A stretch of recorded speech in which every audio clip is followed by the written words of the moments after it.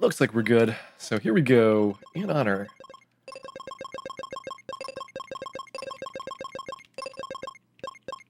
of Carry 2, we begin this run in 3, 2, 1, go. Let's see if Carry 2 can deal with Tutorial Boss. Tutorial Boss, one of the early introductions of Mystic Quest into how random and arbitrary this game can be.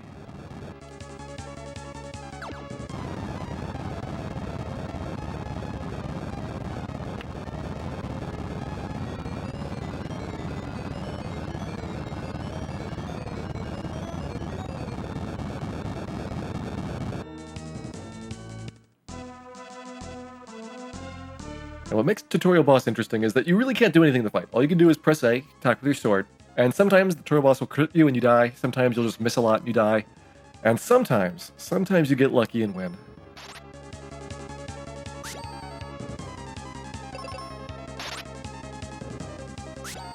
Here's hit number 3, we need one more. There's our first miss! Come on Carrie, you can do it! There you go! Slight delay, but still we clutched it out. And shrug.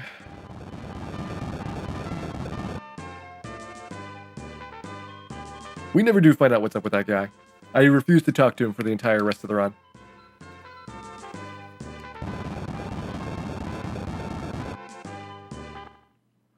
Whenever I see him, it's just like, yep, see you later, old guy. Now, Carrie is going to fulfill her greatest destiny, killing trees. But she's going to need help. So we're going to go here over to Kaylee's house and recruit the world's greatest tree killer of all time. Hey, Ghoul! Thanks very much for the host, and welcome everybody to some Mystic Quest here. Guys, just missed the end of Final Fantasy, which you might be able to guess how it ended by what is on your screen right now.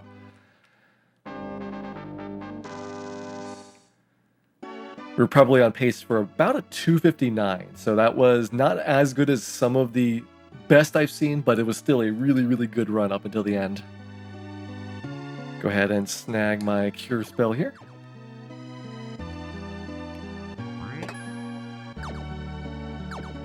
Oh no, the Mystic Quest attachment. Always dangerous. Swap over to figure mode so I can actually see what my HP totals are. There's a bunch of things that are going to rely on knowing whether or not you're above half HP, because that's the trigger for your partner's auto AI to cure you in battle rather than to attack.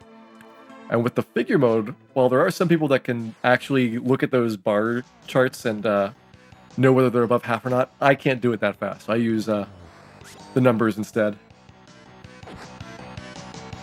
I was on pace for a 255, I think. That's the best I've had. That's not correct. Oh well. We'll go ahead and do the extra round. It doesn't matter. We got the critical. Carrie bailing out my menu mistake there.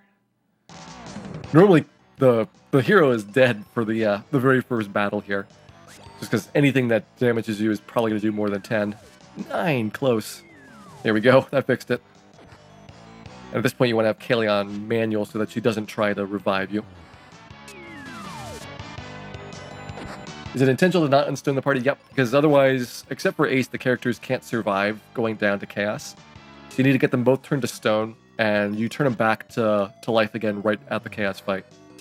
Because you don't have any life spells. So if somebody were to die down there, then there would be no way to get them for the final battle.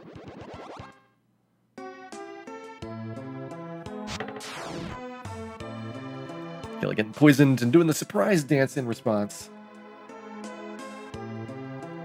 By the way, for anybody coming from Ghoul's stream, how did that go? It looked like Persona 4 Golden routing when I saw the stream title there, which seemed really interesting.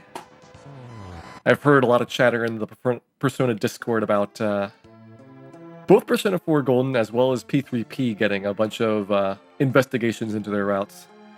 Looking forward to seeing what might be changing about those.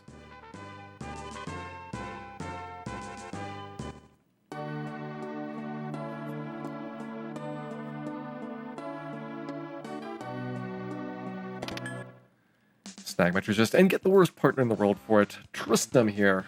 There are 4 partners in the game, and Tristram is by far, by a huge margin, the worst of the 4. You're unfortunately stuck with him for the first dungeon, and then there's a very small stretch where he comes back. It's just unfortunate that you have to deal with him. But here we go. Gonna go and unnecessarily cure my main character just to stop his theme music. That's how much I dislike this guy. I don't let his theme music play on the stream.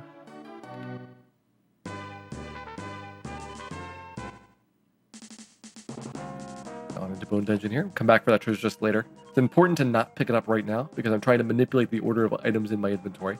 That's needed for a glitch about halfway through the game to skip a large chunk of the fire world.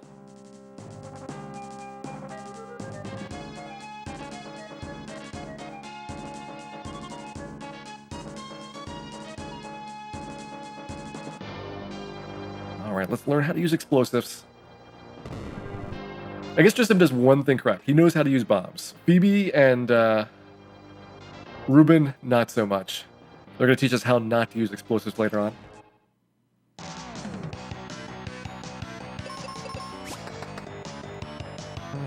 Tristan was awesome. No way. Nobody could believe that. Those are lies that Tristan's spreading in chat right now.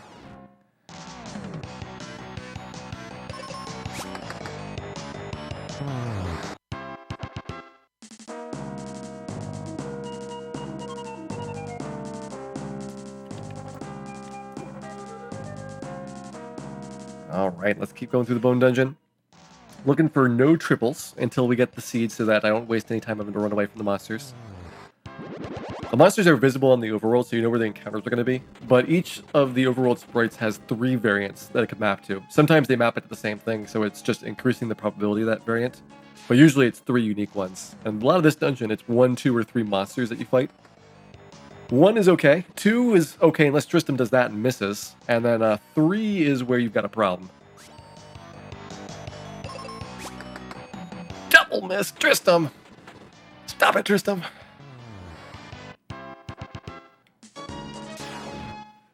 Hey, Rudy Midget, glad you love the game. It's actually a much better received game than everybody gives it credit for.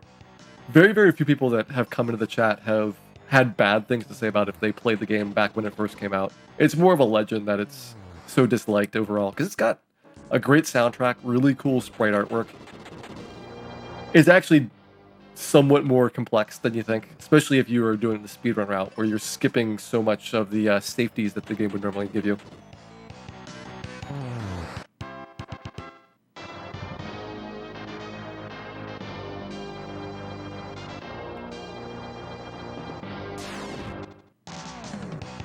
Alright, and the last fight before my seeds. Seeds are an item that recover your spell charges, so they're kind of like elixirs, but they not quite the same thing. And for that reason, they're really valuable overall.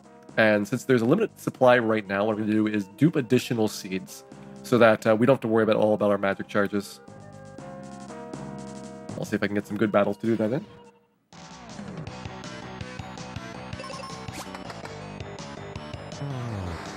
Now I actually don't mind the triples nearly as much because I can use those for a dupe. Alright, level 4 already. Doing good on XP. I want to get level 4 before the boss. And I've got one more battle after this as well.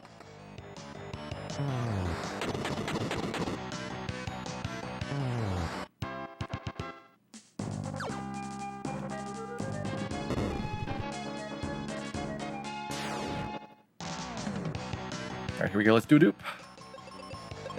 What I just did there was cancel an item usage and then run away, which double canceled it.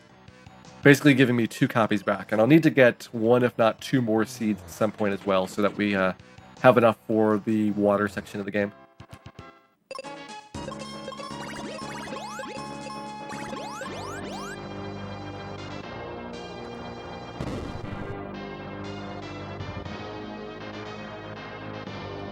And hop, hop. Let's do it. So this guy is weak to cure.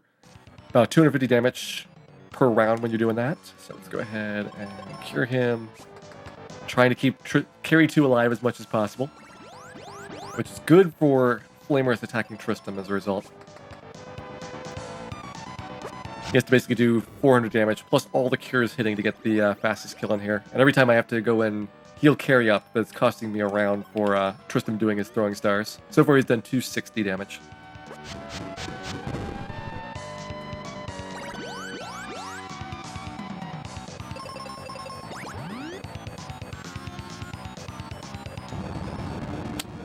Quick, I also have to heal for. At least the cures are hitting. That's the big thing. They're like a 90-95% chance. But, because you have to do 6 of them, it's pretty common for one of them to miss. There he goes. We got a miss. So now we need to do an extra 150 damage, I think. It's going to be close.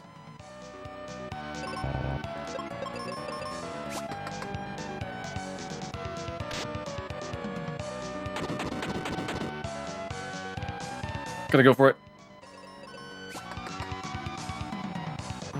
Got him. A little bit risky there, but I knew he was pretty close because you can tell where the bosses are in terms of their HP because they have 4 different animations. So as you see them transform between phase to phase, you know roughly where the HP cutouts are, even if you're not counting along.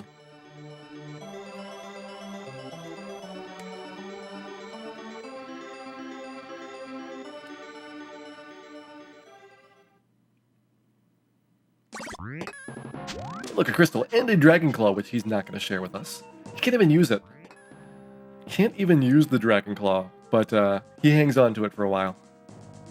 Go ahead and pick up our sand coin, which we need to progress on in the game, and head backwards. Now, luckily, Tristram abandons the party at this point, so you are free from his curse for a while.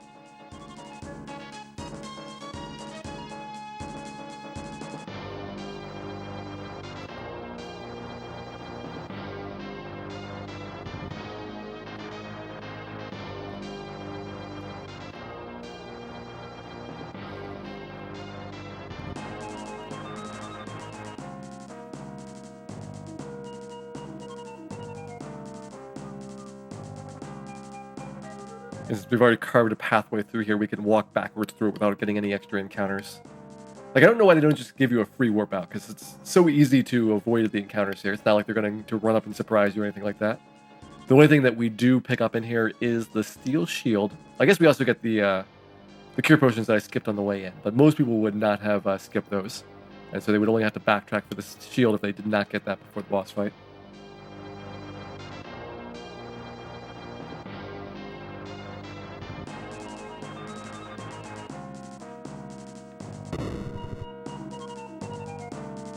There we go, shield upgrade. I haven't even equipped things because it just automatically gives you whatever your strongest gear is. There's no real inventory or anything like that. You can just look at what you have.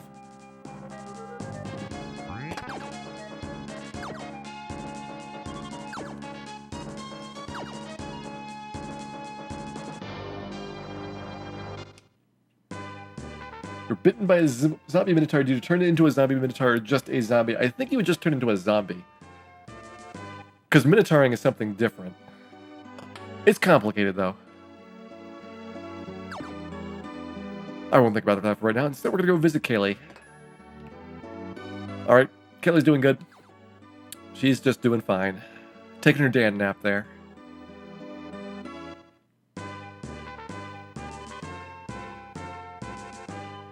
So Kaylee's taking a nap right now. We left her at level 3. And we'll see how she is when she comes back. I'm going to spoil it and say she's going to have gotten a little bit stronger when she returns to the party. Just a little bit, though.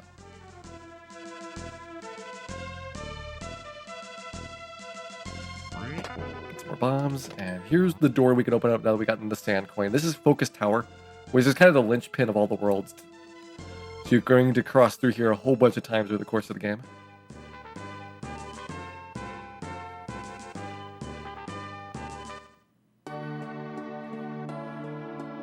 More explosives, and then talk to Phoebe. If you talk to Phoebe first, in addition to being farther down the screen because you go and automatically walk down here, those explosives would turn into arrows. Since she's got priority over the main character for her secondary pickup. Actually, might not for right now because she's got the claw on. Once she gets rid of the claw and gets the bow, it definitely would be arrows there.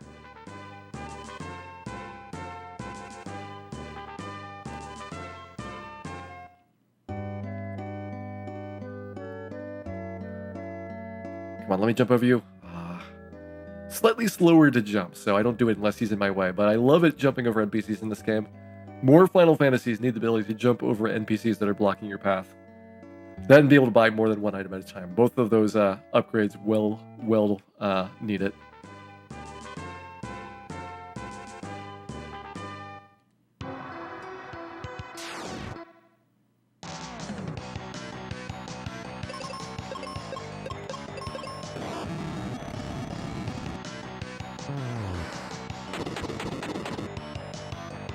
Okay, frozen lava shell time. This is the first of the several dungeons that you have in the water area. You're on this quest to go unfreeze the town of Aquaria. And it turns out the first half of it, you're like not even doing the right stuff, so it's just a waste of time.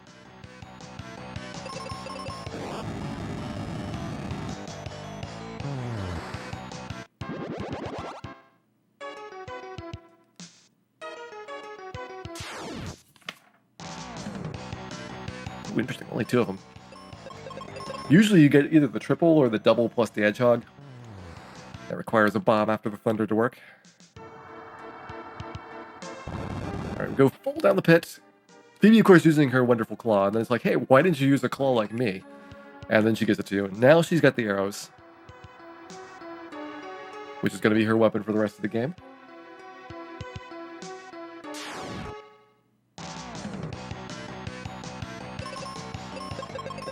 Actually, I could have autoed right there, left it on thunder for a little while longer.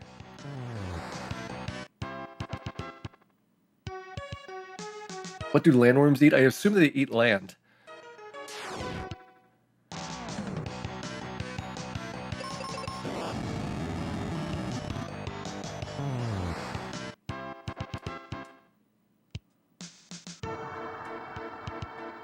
One more fight here, and let's see what we get. Gonna have to turn it back on to manual.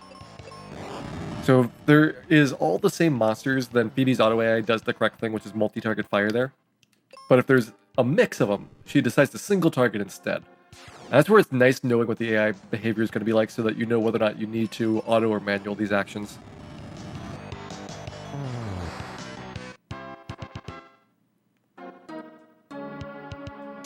Because otherwise your alternative is just look at a big gigantic table of all the formations about what people have come up with for the best strats.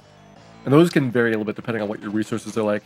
Like sometimes you'll do a different strat if you're not at full HP, or if you're trying to conserve bombs or things like that.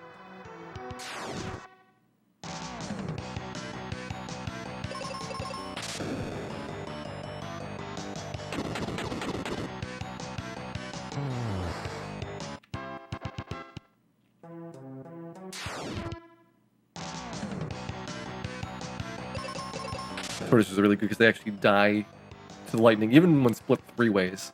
You notice that the damage is pretty variable depending on how many monsters there are, and it's not whether you multi-target or not, it's just how many copies of things that are going to be done. So if you can multi-target, it turns out to only be 1 monster. You'll get the same damage as if it had been 1 monster from the start. I kind of like about that system is that it doesn't really penalize you for things changing over the course of the round.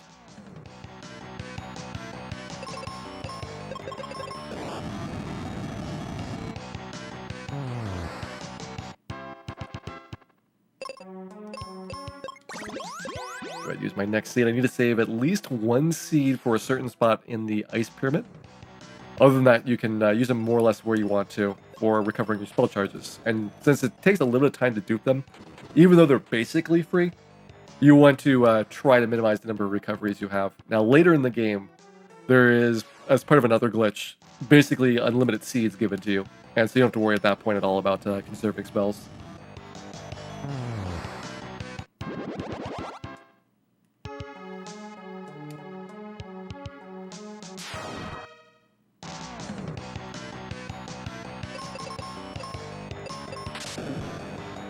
Think about there for a second whether I should do another dupe there. We'll look at the other Garuda fight to see if that one is going to be a triple.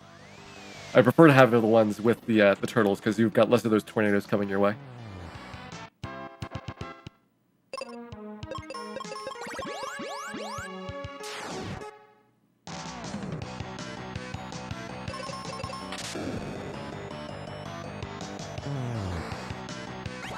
You like how the monster sprites changes they take damage? I love it too because the monster sprites get wackier and wackier for the most part.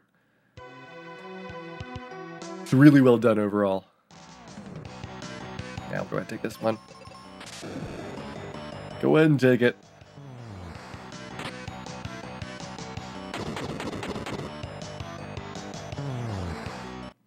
I don't know if I got another thunder left or not. I did 1 thunder. Yeah, that makes sense because I would do the thunder and then go to the centaur fight.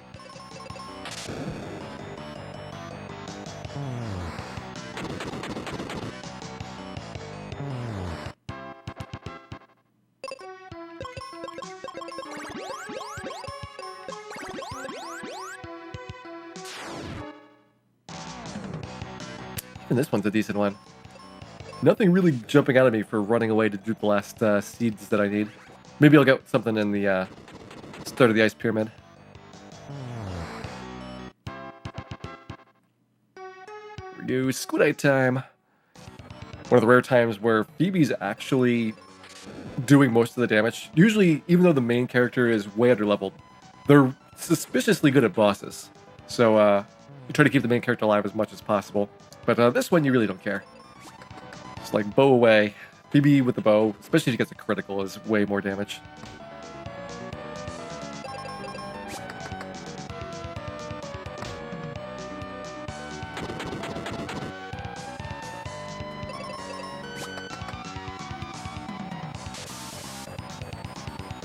Doing an extra fight? I'll have to look at that. I don't think I am, but it might just be force of habit that I'm going through a certain encounter.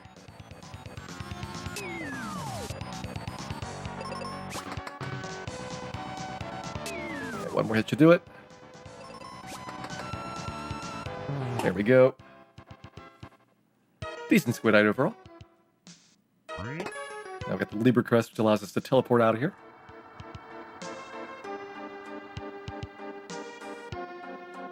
Well, not out of here, but when we get to the temple, we'll be able to teleport there to get to the back area. Gives me access to a new part of the game.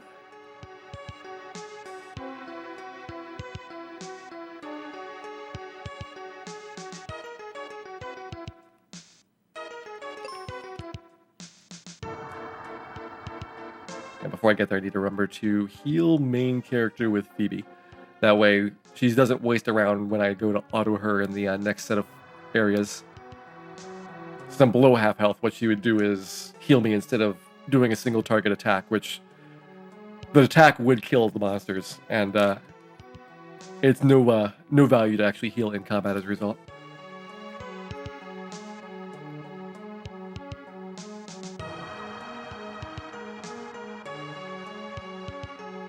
There we go. Let's go claim our reward. Which, like most rewards in this game, turns out to be junk.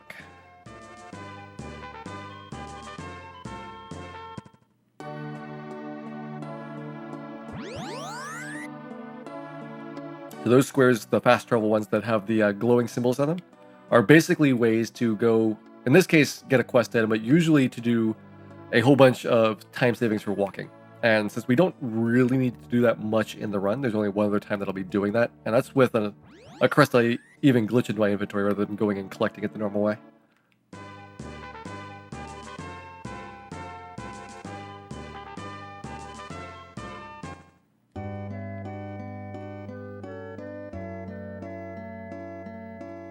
So that wake water item we just spent all that time obtaining, turns out it just fixes one plant. So the rest of the town's still frozen solid.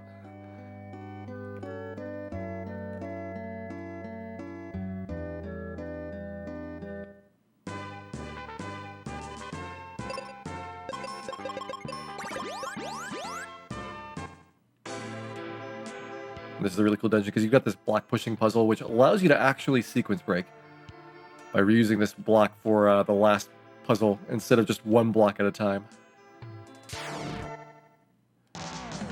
I'm pretty sure they didn't intend that to be a solution, because there's a few spots in the game where it's kind of borderline about whether they were being clever and seeing if you would notice that you could cut corners in places. But most of the time, I think you're really intended to do everything. And so if there's any sequence breaks at all, it usually means that they failed to foresee how you could cheat out of the way one or more encounters.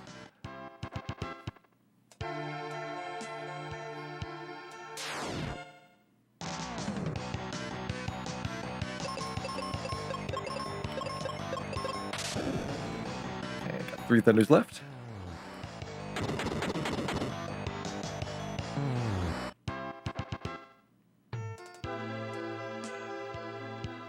There's block number 2. This gives us access to go over to the right-hand side here and pick up block number 3. Which there's an entire other right-hand side area, which is what we're going to be skipping by reusing that first block over again.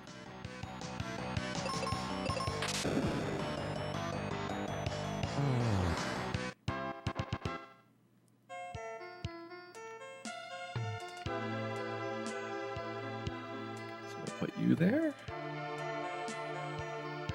Put you up there and go pick you up.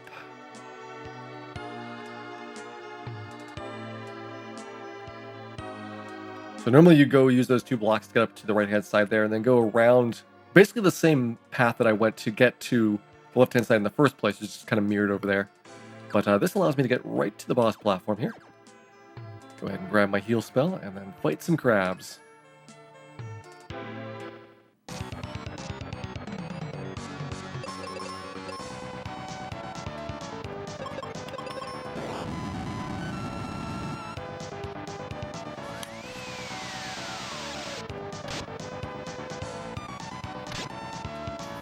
Alright, should still be okay.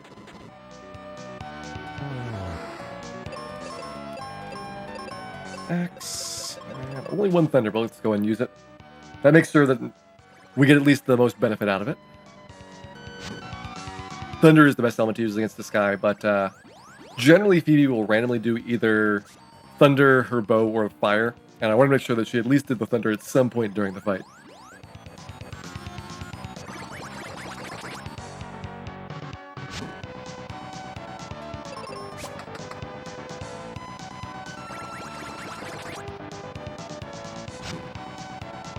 Alright, Phoebe should attack again here. There we go. It's better to have her use her bow. Ooh, nice crit. That cost me a lot of time. 2+ rounds to go and recover every time you die like that.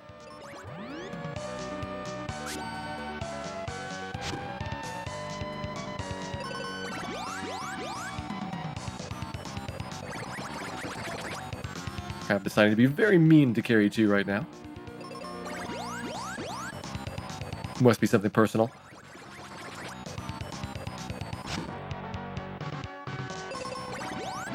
I don't know if I'm close enough. Otherwise, I probably would have gone for it right there if I thought we could get it on this round. We could have.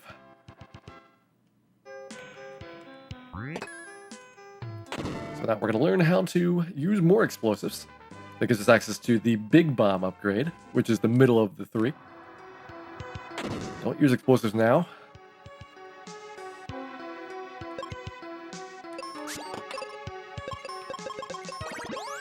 So I have to dupe a seed here before I can do this next battle. Which means I'm just going to enter the battle, dupe the seed, run away, and then do the battle normally.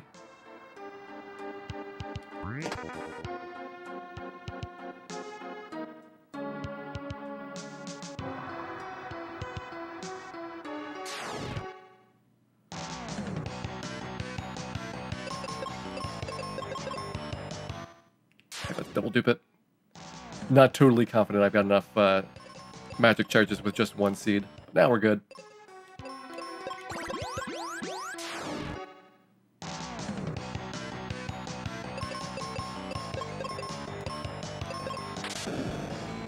Unfortunately, it even gave me a worse one the 3rd time.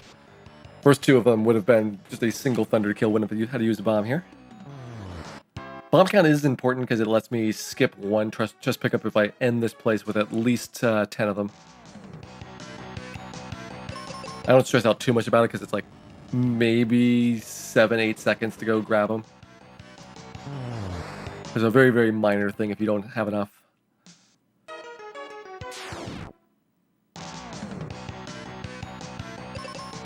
There's 2 thunders.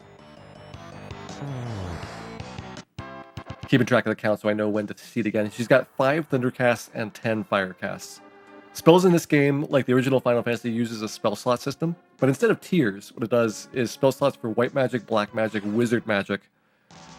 And so it's a little bit different in terms of the way it divides. Like a strong spell uses the same spell slot a weak spell does, as long as it's the same general class of magic that it's coming out of.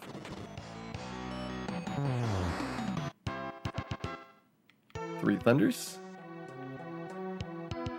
Glad I did get the extra seed, because that one normally is a fight where you want to use fire instead, but the Naga decided to show up. Instead of sitting thunder in its place. 4 thunders.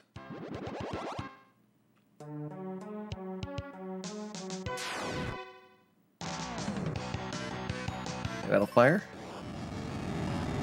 At this point, you're just hoping that you get a good turnover here, because the wizards take time to heal. It wastes a little bit of your magic.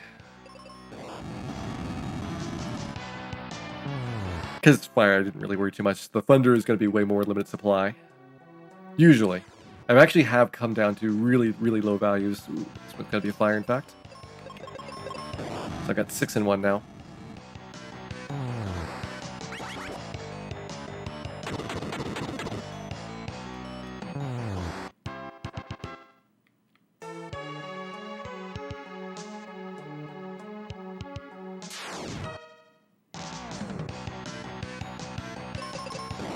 Five and 1.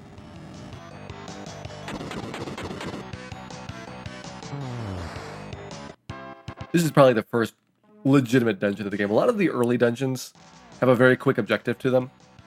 But what makes this place kind of interesting is it's giving you a good sampling of a lot of the different types of obstacles that you're going to have to face throughout the game. So just kind of the puzzle solving for finding where you're supposed to be going. Dealing with resource management is a really big one. A lot of the early dungeons are so short that you don't have to worry about running out of things. But here you actually have a pretty decent trek going through here, going to collect the required armor for you to have a chance at killing the boss, and then going back down to where the boss is actually located. It requires a little bit of thinking about how the dungeon is laid out. You'll kind of see that better as we get to the top.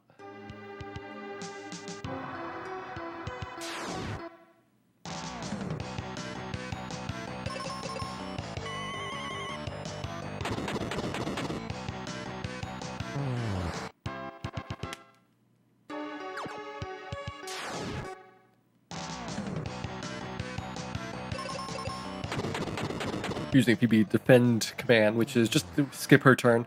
It also has a side benefit. If the main character got attacked, Phoebe would take the hit for me.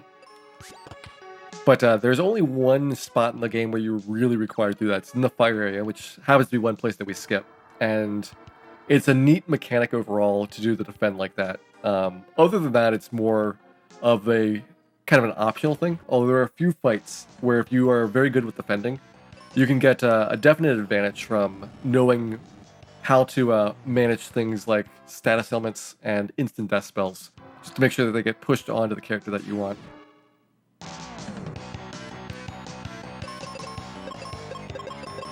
Okay, 2 and 1. I probably shouldn't even split the fire there, because I can kill the wizard with 1 fire. And then bow, and then bomb the last one. I guess it comes out the same number of turns either way, as long as the wizard doesn't get a turn in there between fire and the bomb attack.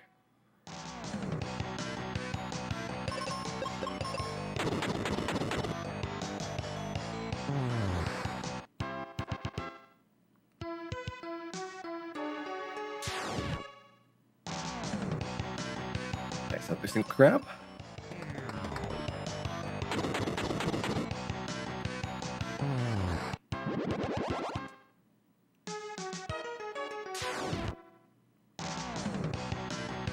That should be my last fire spell here. So just in case the formation coming up needs fire, it normally is thunder. I guess there is a slight possibility of a variant that it's a fire-based one. I'm gonna go ahead and seed, which is okay because I duped an extra one. If that was my last one, I would have been in very bad shape because there is a specific spot in here which is where it's safe to use your last seed. Before that, you have to hang on to it. Let's try single target. I think this works out the same either way. Just reduces the chance of the wizard being a jerk.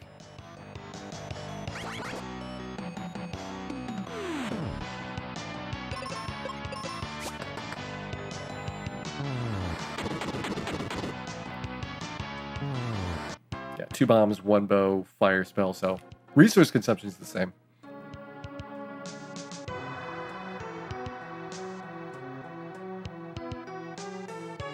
Alright, west side. What we're going to do is go up to the 5th floor, then drop down to get access to where the good treasure chest on the east side of this floor is. This is where you kind of have to start understanding the layout of the dungeon and how the floors relate to one another. The mechanic that's used kind of sparingly in the game, but there are other spots later on where you also have to think about dungeon layouts like this.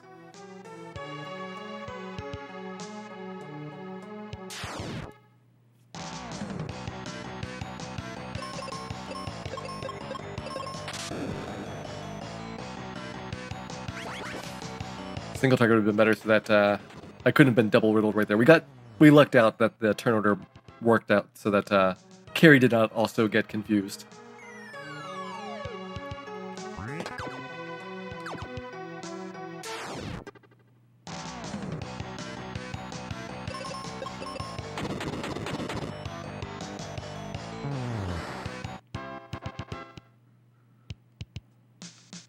Okie dokie. The treasure chest, by the way, the one to the south, where I just picked up the heal potion, that is what is actual the requirement for being able to use my last seed. Be single target thunder, get rid of you. It's a little bit more resources this way, but I think it works out. Actually, no, it's not nearly as good. We could have gotten double riddled right there.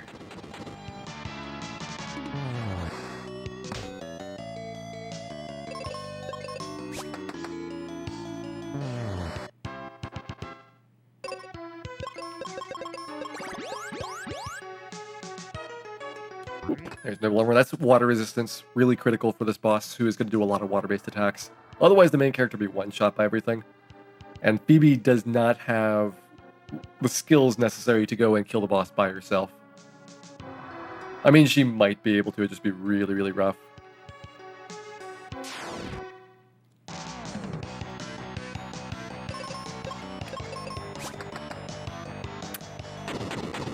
Phoebe, Phoebe, Phoebe, are you thinking you're Tristram? That's a very Tristram move that you just did.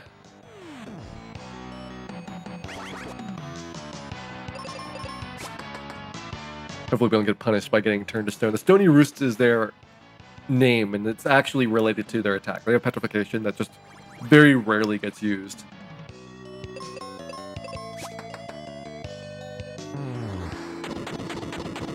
And cost me one extra bomb.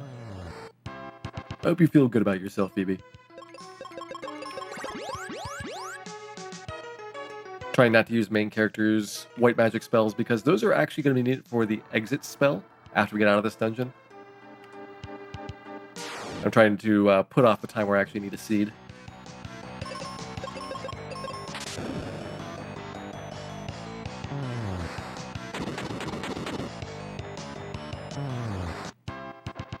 Speaking of which, I do have to use one last seed on Phoebe. Just in a little bit. Don't have enough thunder spells to get through this end spot. Alright, pokey pokey again. And you don't want to change back to bombs here if you can avoid it, because there is coming up a treasure that's going to change you back to sword, but because Sand Guy showed up, I needed to bomb him, otherwise the sword had a chance of missing, whereas the bomb's a guaranteed hit.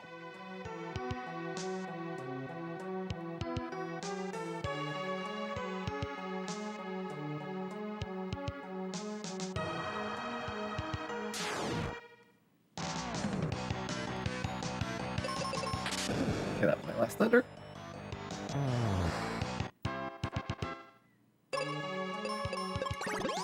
Again, as soon as we got that brown treasure chest with the heal potions in it, that's when it's safe to go and use your last seed.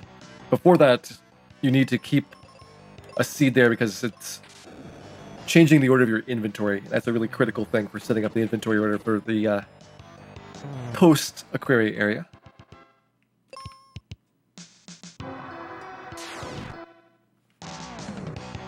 Oh man, this junk again. Luckily we have plenty of thunders. Yeah, just don't get double riddled. That's what you weren't supposed to do.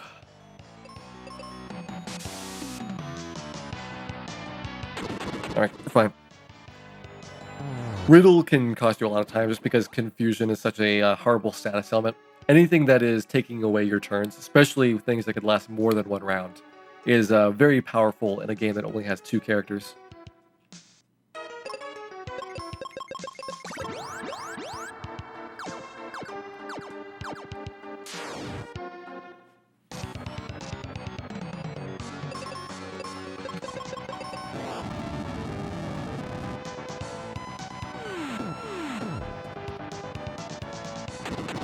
Now let's go for it.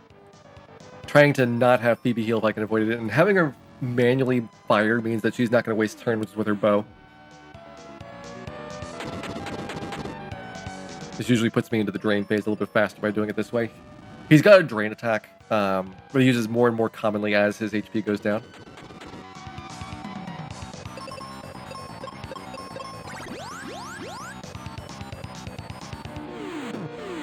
Alright, that's good. So far he's not been draining me, which I'd like to see. Usually it's not until Melty phase here, though. This is where it starts getting particularly common. Then his fourth phase, it's almost every turn. There it goes.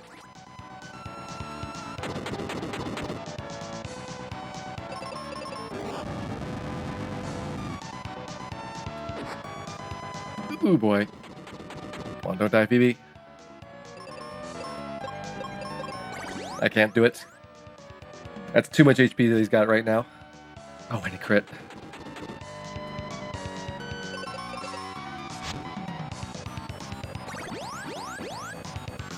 We're getting lucky that he's not doing drains, but almost everything else about that fight was much scarier than normal. There he goes. See you later, Ice Golem. And with that, the second of our 4 fiends has fallen.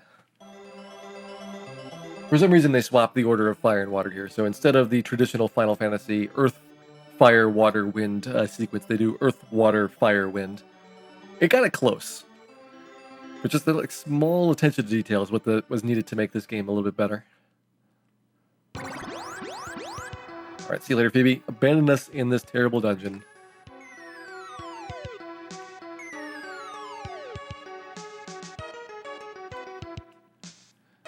Luckily, backtracking is not so bad because we clear out the monsters. Now, the monsters are invisible here, so it's easy to accidentally brush into one of the ones that is left alive, because you can't see where they're standing. But except for one spot on the first floor, you can usually just follow your path and not get lost.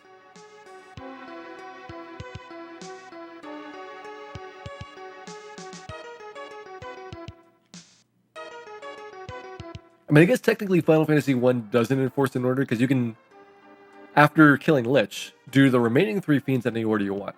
But the game very heavily biases you towards the order of doing Gurgir Volcano first, then doing Ice Cave, then doing Ordeals, or maybe even doing Sea Shrine before Ordeals, depending on when you find out about Bahamut and the class change quest. And then Tiamat's dungeon's locked by the slab in the water dungeon. So while you can do Tiamat before Kraken, it requires going out of the dungeon and leaving the on-rack area, then coming back later on. Go ahead and grab some explosives. I didn't have my 10 required there, so I had to pick up that chest.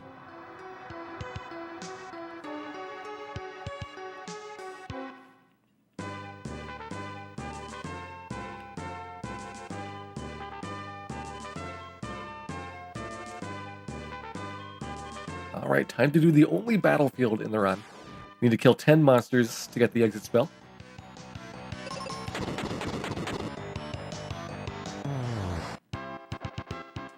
There's one. 1/3 of the time, a Sphinx is going to show up and I have to run away. And so we have to reset the fight at that point. But eventually you'll get 10 Fanquits, and that's what you want to see. I don't even care about being blind. Behind the back bombs. We're doing it swag style.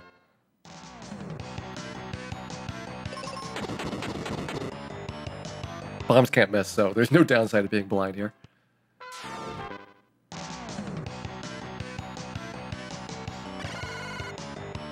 Although pretty rare for him to use that. Usually it's the Electro Pulse attack for his first round. And he's never going to get more than 1 round because you can one-shot him with the bombs.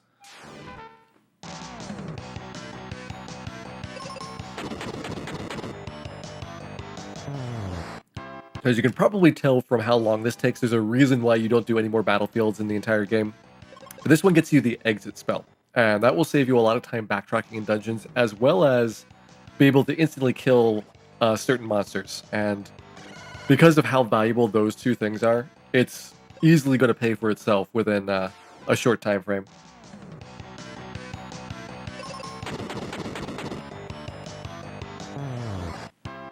Four more to go.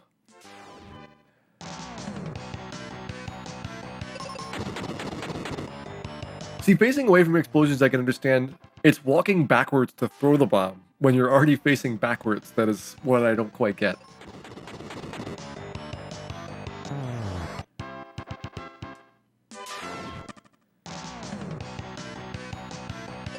Yep, the exit spell in this game can insta-kill monsters. You don't get experience for it, but it's used quite a lot in the second half of the run. This is going to be the last one. That was not bad. 2 Sphinxes. On average, you're going to get 1/3 of the attack speed Sphinxes, so about 3 to 4.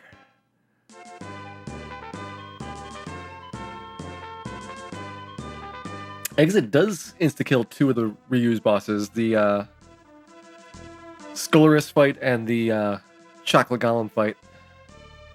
Both of them have a weakness to exit because they didn't have instant death at that point in the game. And so they didn't think about the consequences of you now having instant death spells available to you.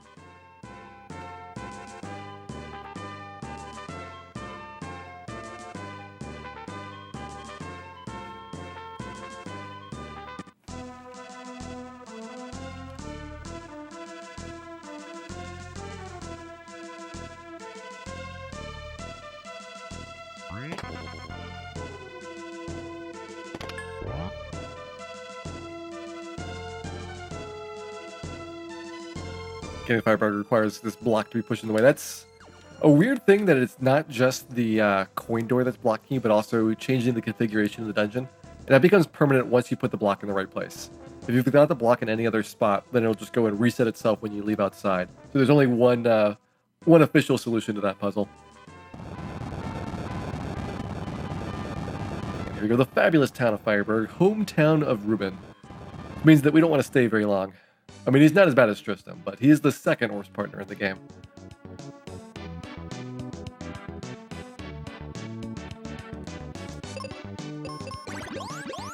Go ahead, seat up there. Buy some cure potions, and we're done with the area. So it turned out what I just did was underflowed by seed count, which in addition to giving me 255 seeds, also corrupted the item to the right of it. So I didn't have any more cure potions in my inventory. And when I bought cure potions, it didn't have a place to put them. So it just stuck them in a space, which is also where some quest items were. So now it thinks I've got a bunch of quest items that I haven't actually collected. That allows me to skip Fireburg entirely. So we don't have to do the boss or any of the dungeons there. But I need to fix up some other quest flags, because the flags about which part of the game you're at do not get updated just because you got the items in your inventory.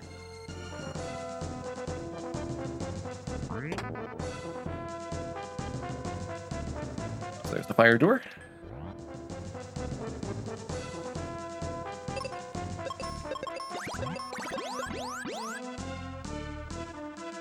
And now I do have to actually see where I'm going because we're going to use the exit spell to kill the next fight. So we're going to have a tough one here. We've got to get rid of Ruben, who conveniently appears out of our pocket and falls off a ledge. So that fixes it up. So now the partner is correct. We don't have a partner right now. Oh, don't put me to sleep. Or petrify me, that's also bad.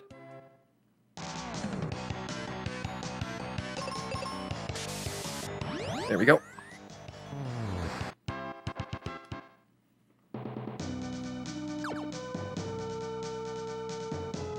Let's go check on Ruben. He's doing fine. Sadly, we're not doing fine because Tristram's returned. You can tell from his theme music that you're about to have a bad time. Luckily, you do not need him for very much, but unluckily, he pretty much sucks at the monsters that are coming up in this next area. So we have to do 3 fights here with Tristram and hope that we don't get too many mummies. I can at least kill the Spectre. Or try to. He could actually fail to kill the Spectre if he does a bad damage roll.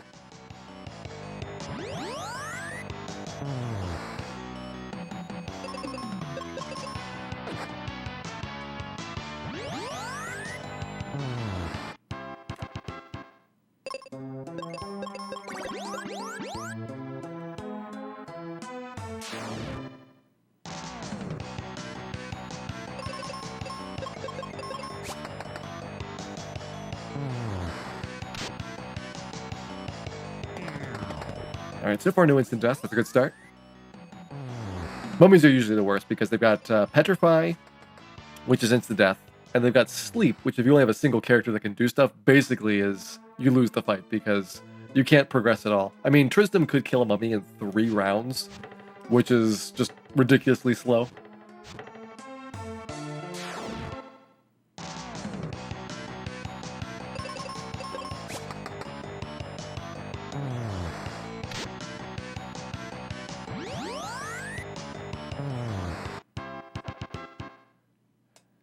I don't know. I think Tristram's significantly more useless than Sans. Sans at least has a likable personality. Tristram's the kind of guy that trees don't like to talk to. So Great Deku Tree's gonna send us on our way. He wants to only talk to really important people like Kaylee.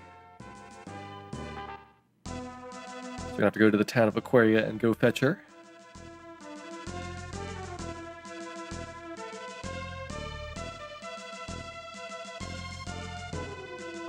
Meanwhile, I'm going to stock up on bombs for the second half of the game. It's important to have good bomb counts here because there's large stretches where you've got partners that are going to block your ability to pick up explosives.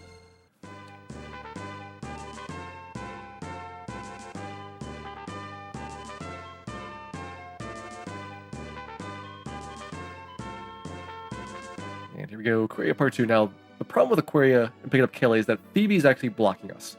So we need to do this side quest to make Phoebe move, which involves going through a really unnecessarily long area. So enjoy the waterfalls.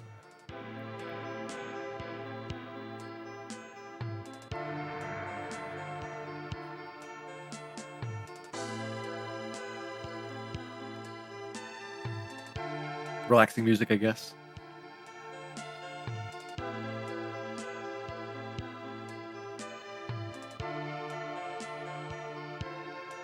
Alright, floor 1 complete. So glad we got the exit spell. Having to do that backwards would be just insultingly bad.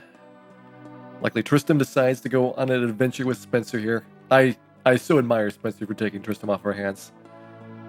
And we even get the Dragon Claw, so we now can hook shot. Great item to have. We also get a quick tutorial by Phoebe on how not to use explosives.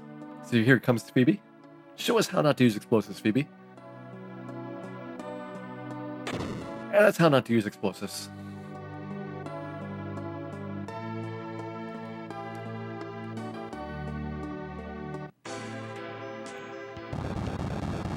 Like Phoebe says bye, and then doesn't even join you.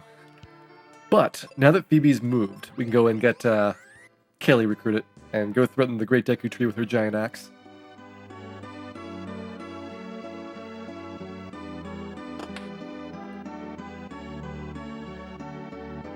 Also, while she was sleeping here, Kaylee's been working out a little bit. Comes back 28 levels higher than she was before.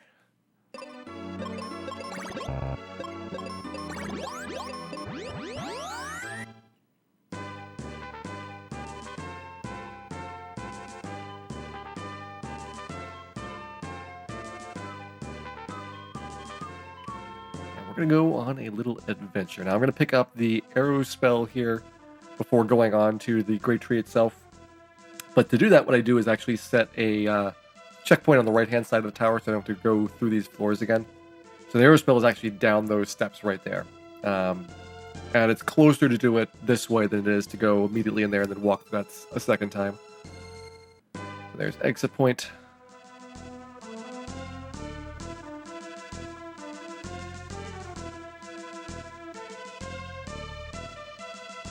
Only Dan can nap like that. Then we'd have a 4th champion of justice. I mean, if Dan came back at level 31, I'd just be like, hey, go take out Chaos for us.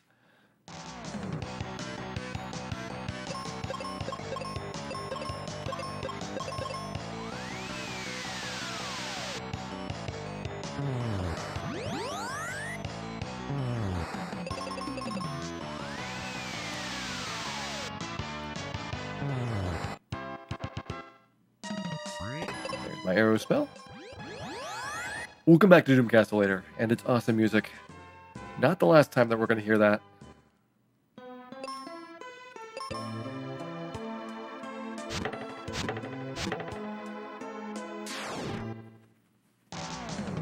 Nice. I'm hoping for 2 enemies in most of these encounters for the entire Great Tree, more or less. Because when there's 2 enemies, you can split the arrow in half for Kaylee and kill them. Your main character's arrow not quite strong enough to do the same thing, so there's no way to pick off one enemy and then just take the 2 on the side with main character in round 2. You have to do much slower strats overall. So anytime that you get a 3 monster encounter, you're losing like 10 seconds. And it does add up because there's just a million encounters here in the tree.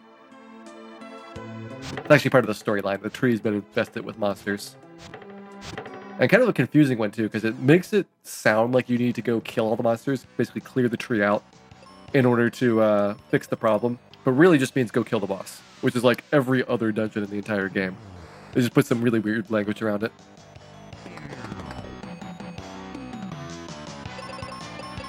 Exit missed. Well, too bad. Still gonna kill you.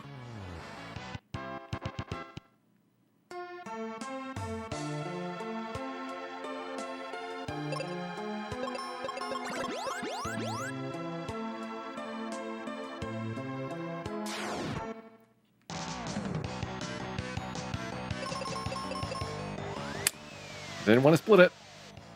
Forgot that it was on multi-target there because we just came through a fight where the second part of it happened to be having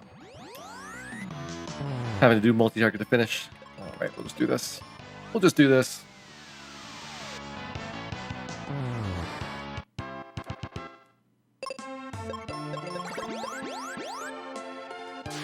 Actually, I probably could have gotten away without having to cure there because this fight is one where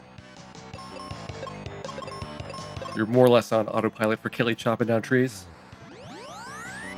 Prophecy's made up. I can imagine that happening in this game. There's this prophecy about the Dark King and the Hero of Light, and it's all a bunch of junk. You do have a nice statue of yourself, though, which is weird because you're not waiting for the game to end. Instead, you get the statue before you even beat the final boss. It's like a little bit premature for celebration.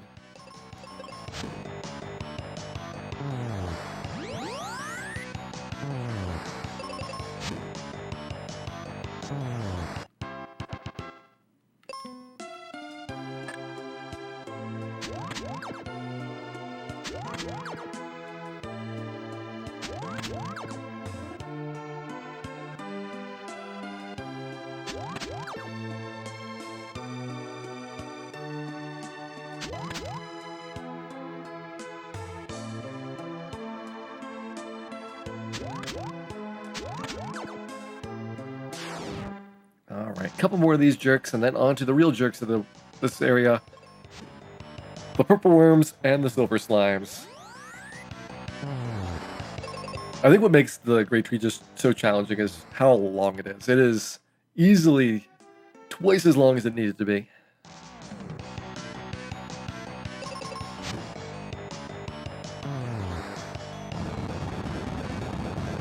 I'll open to this fight. We're actually getting really good luck having lots and lots of chances to strike first. Saves me a bit of time as a result.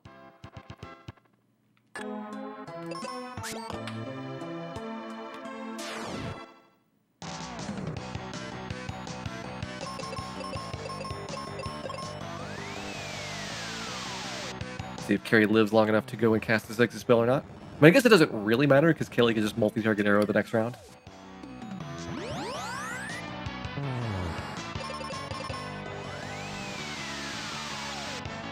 The exit spell helps me keep my experience on good track. Because I actually want to avoid getting experience for a large chunk of the game in order to make my levels for the end boss work out. There's a certain level range at which the end boss has a glitch that you can exploit by overflowing his HP total. And if you actually go too high in your level, it stops working. I guess it probably has some way of working it out, but it would be incredibly hard to figure out what it is on the fly.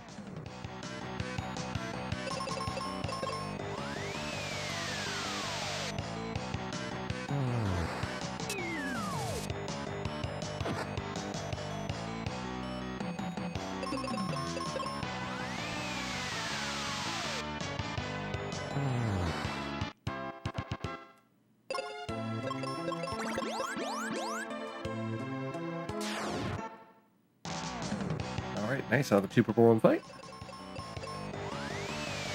Pretty soon they're going to start being joined by the silver slimes. The slimes are the first monster you see in this game that have the ability to reflect magic. And there's not too many monsters that do that, but boy are they difficult to deal with when you have one. Because, at least for the second half of the game, you're really relying on magic attacks to do most of the work here. Noticing that our weapons don't have too much effect, whereas magic probably is like 2 or 3 times stronger than a spell, or stronger than your sword.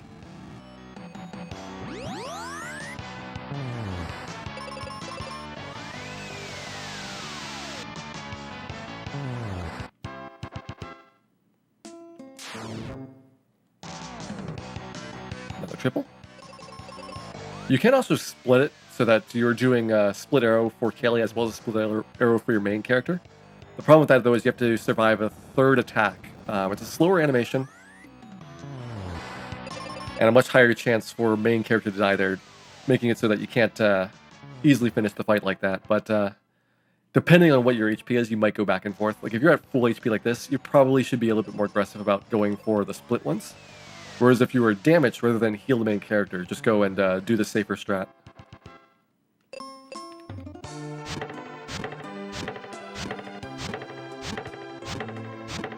Chop some mushrooms. Chop, chop, chop, chop, chop. Ever wonder where those pre-chopped mushrooms in grocery stores come from? This guy just spends all day with an axe, carving these things up and putting those little blue packages. All right, there we go. Clogged.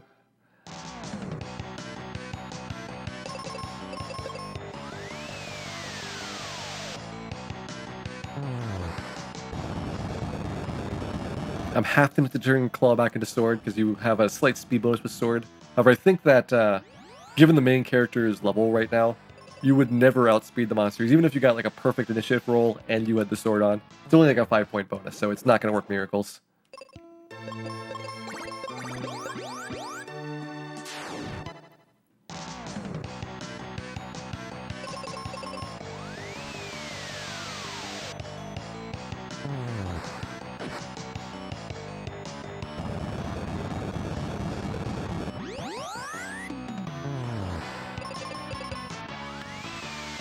About a little bit less than halfway through. This is a super long dungeon after all. Getting close to halfway though. In fact, I think that doorway might be roughly the halfway mark.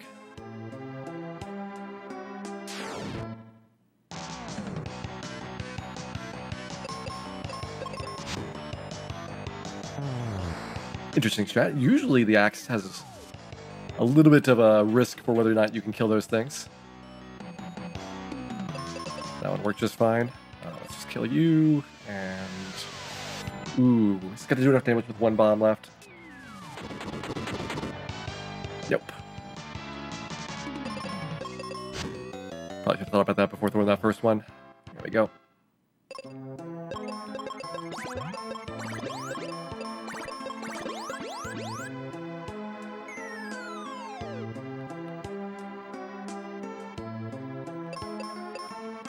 Does the experience gained from monsters not scale at all in this game? So experience is a bit weird. First of all, the partner doesn't get any experience. They are at a fixed level and fixed stats when they join you, and that never changes. Only the main character gets experience growth and levels over time. And so even if you're dead, you're going to get experience benefits from it. And overall, that has some interesting consequences for how the level up system works. So generally, the monster experience curve is a lot shallower than most other RPGs. But you'll still notice that if you skip a couple levels like I did and come back to monsters later, you'll have way faster XP growth than if you had been doing it evenly over time. It's just not nearly as dramatic as most games.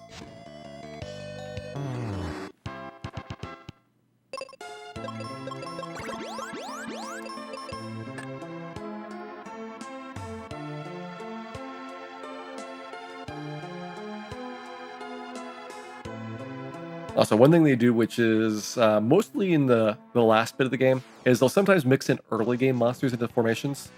There'll be like 1 or 2 monsters will actually be super easy. And that also kind of pulls down what the average experience for the fights are. Even if you're fighting something tough, you know, it's 1 tough thing and maybe 2 easy things.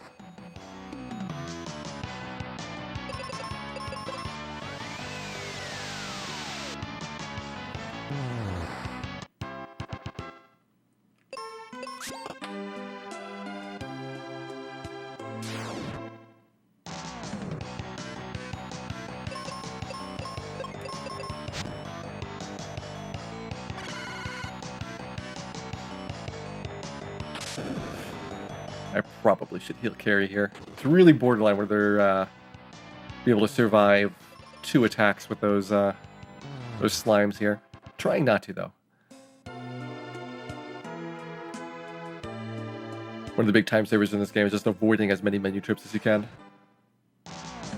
Next, double skeleton.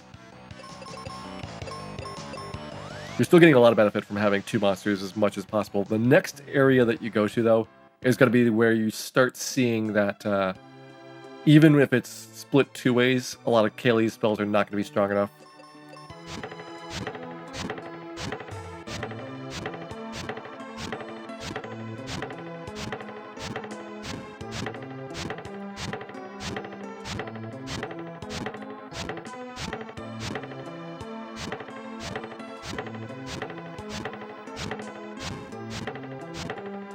Yeah, 2 axe whiffs. It's embarrassing.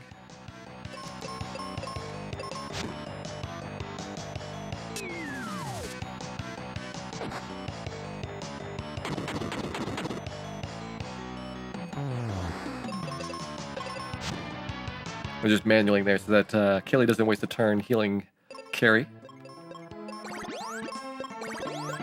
Just realized that having Carrie and Kaylee in the same party is a little bit confusing when you just hear it out loud. Very, very similar names overall.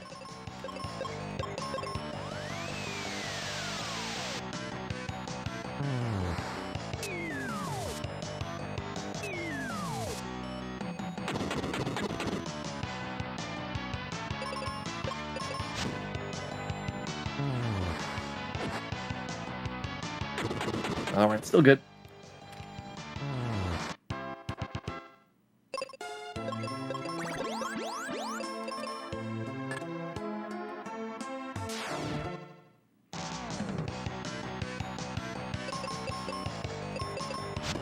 About the 3/4 mark. Ooh, next criticals there mean that I can do this in a 1-round fight. You either need a critical there, or you need Kaylee to do damage, and the same one try to drain Kaylee. Kaylee has drain resistance right now, which normally shouldn't be true, but it's the fact that we've done the partner glitch to get BB2 stats onto Kaylee is what allows that to happen. Makes it really nice for the early game, because there's a few bosses as well, like the Squid Eye fight where you're also benefiting from the drain glitch. I guess not drain glitch, but the partner glitch that affects drain. And we've got the Slag Claw kill. The claw there has a whole bunch of status elements on it. The important one is Petrify. That means the monster instantly dies if you hit it. And it's got a pretty good odds of hitting these silver slimes. It's not nearly as good as the bomb strats, but what'll happen is you probably have like a 75% chance of killing a slime.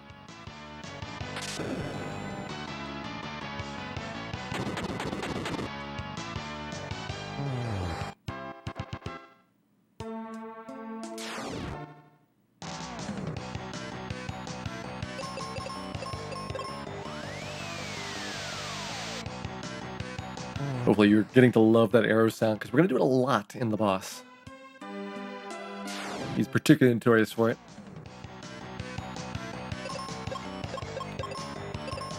Actually, no, we'll do the claw. See if we can get him again. Just don't want to do multi-target spells. That'd be the worst. The multi-target would still hit the upper worms, but it would bounce off of the silver slime, causing a long animation. And damaging Kaylee in the process.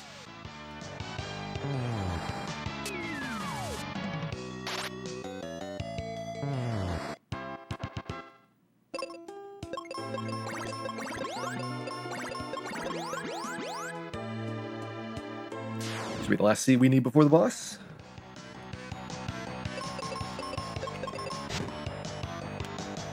It's actually been a decent great tree overall. It's always going to feel really slow just because of how long it is.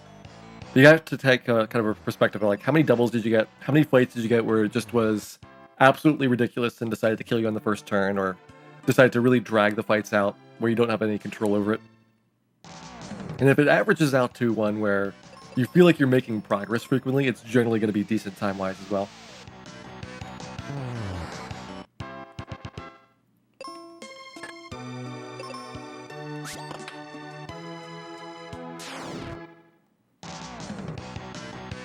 And of course the end one is going to be the triple. Of course, this is the last fight before the boss.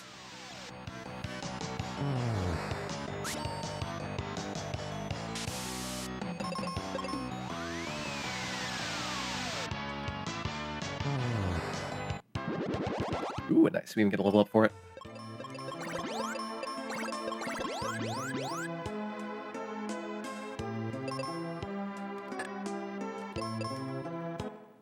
Making sure I don't go in here with Claw. Reduces the chance of getting confused and petrifying Kaylee, which has happened to me more than once.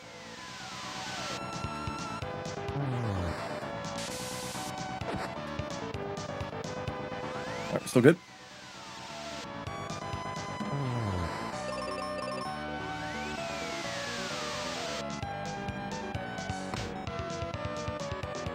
Yeah, you need some healing. Hopefully the boss does not double turn me. Usually up to this point, the partner does outspeed the boss. After Pazuzu is where you're going to start having the partner go second and the boss going first.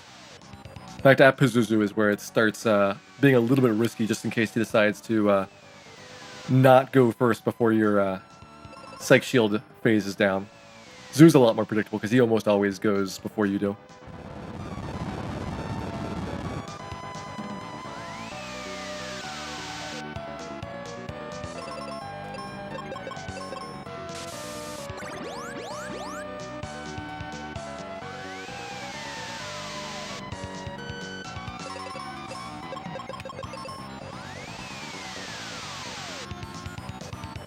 There we go, really good fight overall. And with that, the Great Tree is complete. So, Goon Kid time. Seriously, it says Goon Kid in the background.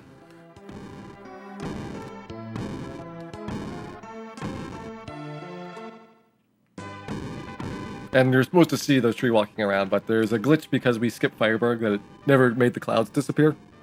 So you can't see where you're going at all in this next area.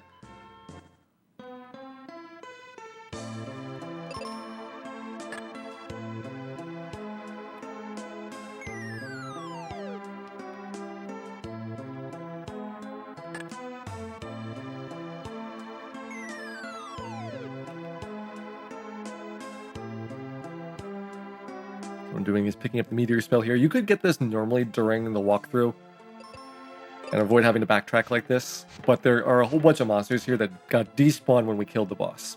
This is the only dungeon where you can take advantage of it like this, because normally the monsters are just still there after the boss is dead, because they were tied to the quest. It allows you to actually go through here without having to do like 4 extra fights. Most of them against those silver slimes to make it even worse. And Meteor is pretty useful against several of the formations coming up. There we go.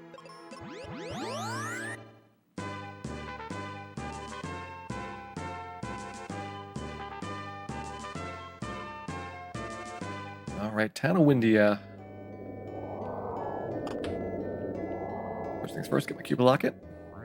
Gives me a couple more status resistances for the main character. Well, I don't think he really had any before, so some status resistances now for the main character. The big ones are going to be protection from blind and from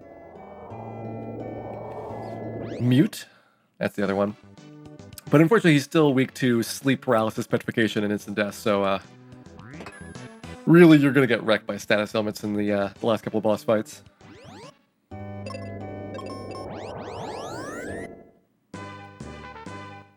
So where is Nina? Let's go find out from Otto here about where his daughter is gone.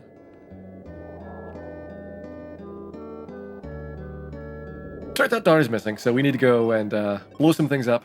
First going to Mount Gale to turn off this wind generator.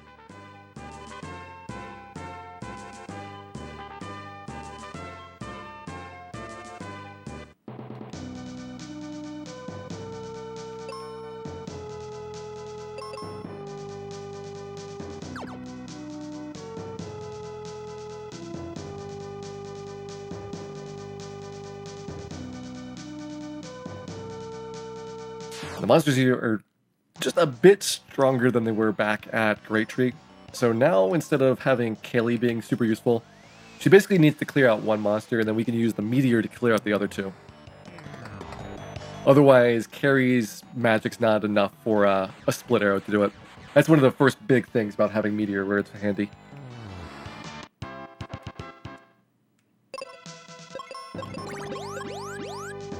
Oh, and unusually I did get my level 16 before going in here, so I've got 4 meteors rather than 3.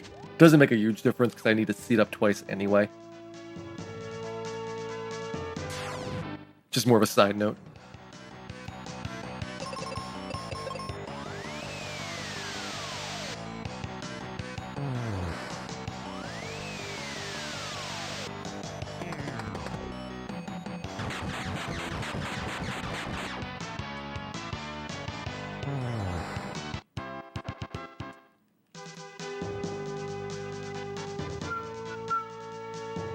And refreshingly, this dungeon is rather short compared to the Great Tree, so I actually really enjoy this area.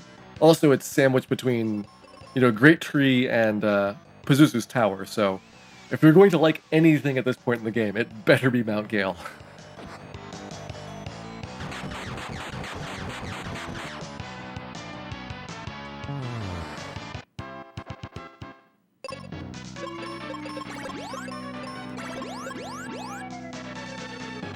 Go ahead and get my meteors refreshed.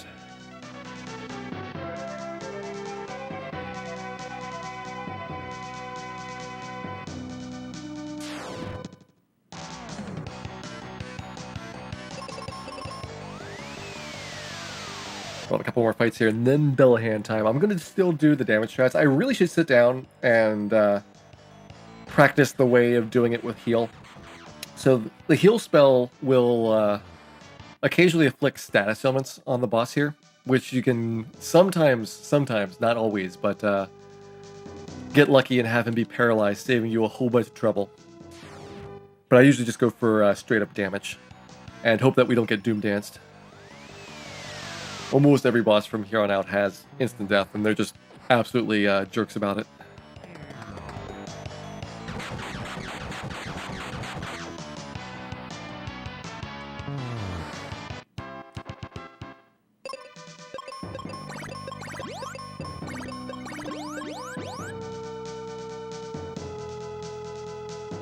Alright, here we go, Dullahan time.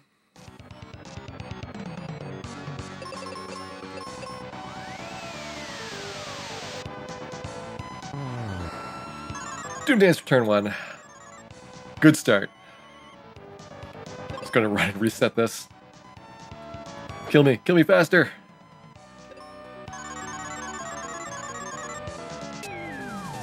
Wasted a good Doom Dance dodge.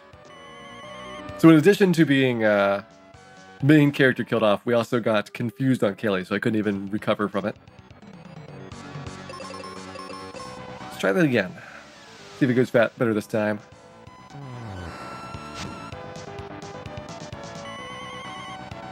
We at least got to start.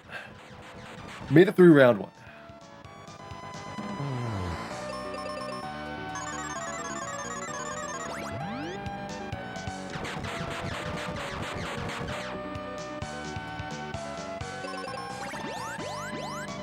Nice, Kaylee outspeeding the boss. It's actually not nice, but I'll take it anyway. Now I want Kaylee to outspeed the boss. There we go.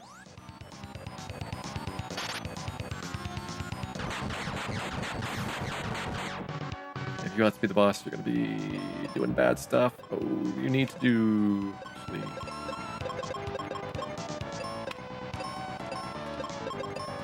that.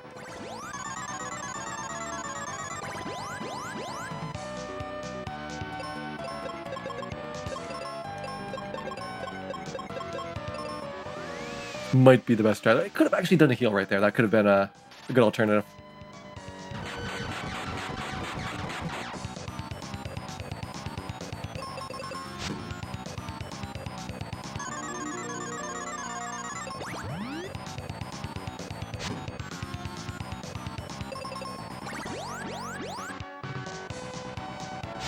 Alright, so Kaylee's done 1400 damage. Try to count it out, because otherwise I might be short 1 meteor here.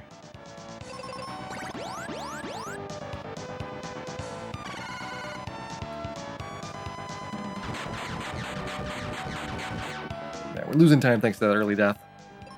He's in the final phase, at least. It's going decently up until then.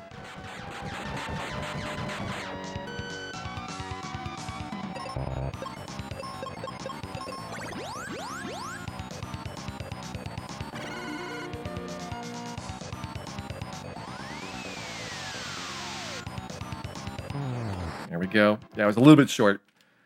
So I was hoping that Kelly did enough damage so that I would have killed him at the last meteor. But we got him with one extra attack.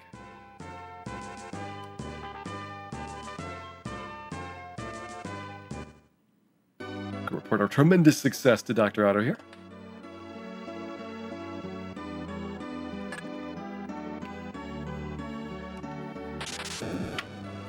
Who gives us the worst task of all. Go explore Pazuzu's tower.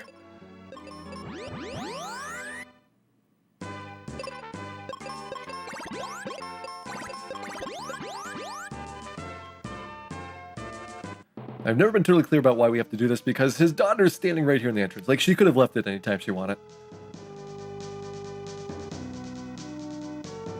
So it turns out her daughter's name is actually Norma. We weren't listening to Dr. Otto all that well when he was telling us how to do this quest.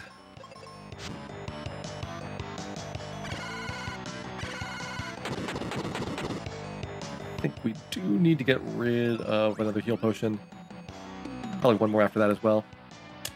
Doom danced. Luckily. Still win the fight.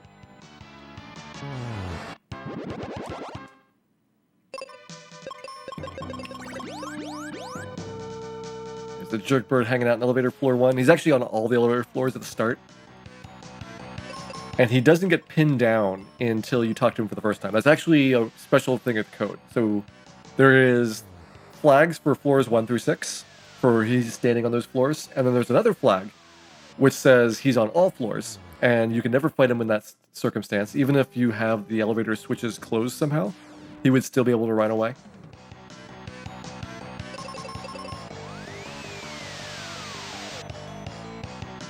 But after you talk to him the first time, that's when he actually does the elevator switch logic and the placement on a true floor.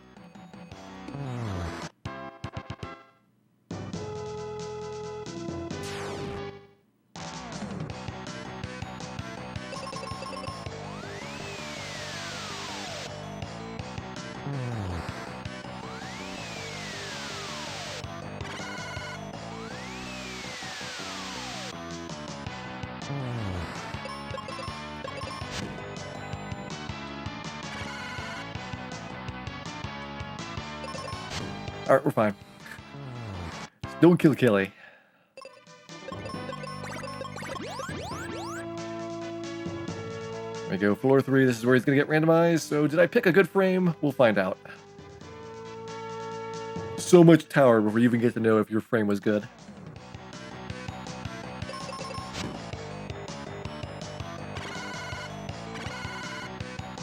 Here's where it's really nice that you're resistant to blind. Otherwise, Kelly would waste a lot of time healing you. She wastes time healing herself if I have her on auto. But since most of her attacks do require accuracy, she can't do much while she is blinded. And rather than take time after the fight to fix her up, it's better to just have her do it right there.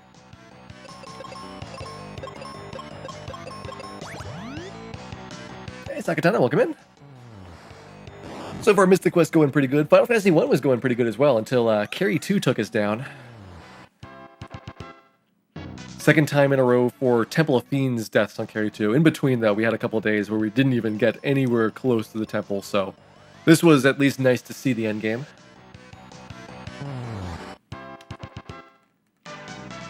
Also, Bill didn't know how to use the Bane Swords. We lost a lot of time on Tiamat. I think it was... No, it wasn't even that he used the Bane Sword. Ace eventually killed Tiamat with damage. And I think that was like after 8 Bane Sword failures. We're actually kind of lucky, because normally it's going to be more rounds than that before Ace is going to damage output to 1,000. Like, I've seen it go 10, 12 rounds before damage kills her.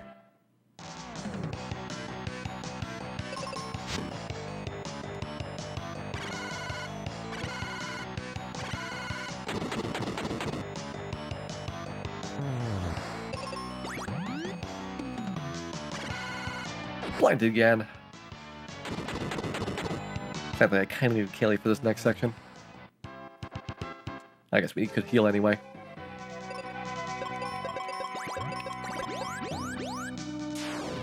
There's 3 of them I need Kelly's axe to go and save me 1 round of combat.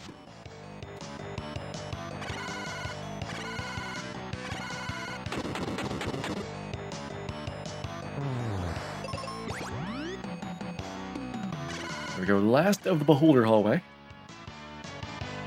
This dungeon is packed with terrible monsters, and normally it's in these clumps. So when you're going up these back stairs, where there's 2 floors per staircase, it goes in sets of 3, and then it alternates between a variety of difficult things, but generally things that you've been seeing in the last couple of dungeons.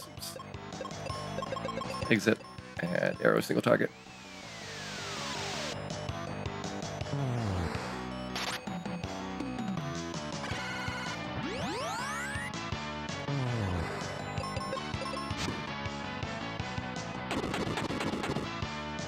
Nice carry. Actually outsped the Beholder. Unusual to see that. Might come back to this floor right here. If you don't get a floor 6, you have to go on that right-hand side that I just bypassed.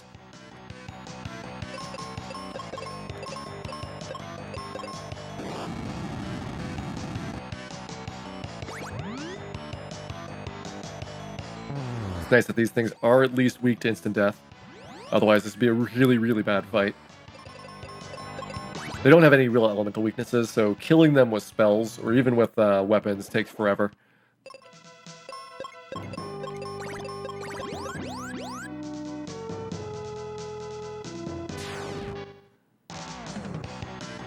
So Manicore hallway here, probably the worst of the 3 hallways overall. I think some people might argue Beholder hallway, but I like the Beholders. They very rarely doom dance or blow themselves up. It's usually just blinding Kaylee a lot.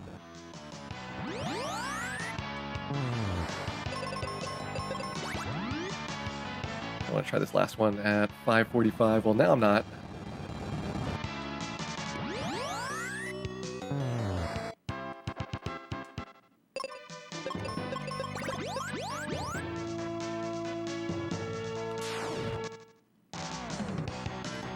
Number 3. These are also always triples, so you have no good fights coming up here. Your first opportunity to even get something decent is up on the 7th floor at the top.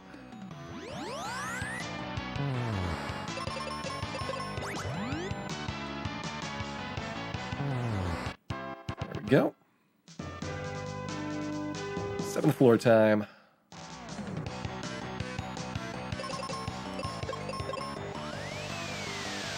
So here's the top floor where you can't get Pazuzu fights. You will eventually come up here with the elevator to floor 7, but this is where you get the crystal at the very end after you've beaten the boss. So you know he's not up here. But the reason we come up here is because this is the only access that you have to get to the other side of the tower by flipping over like that, so that you can actually reach where most of the enemies and boss possibilities are.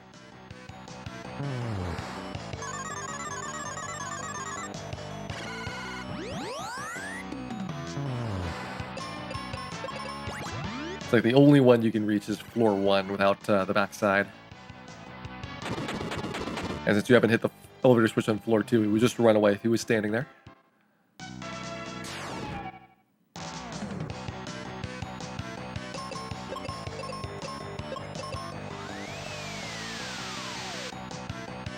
I should probably seat up after this. I think both Kaylee and Carrie are going to be pretty low on magic.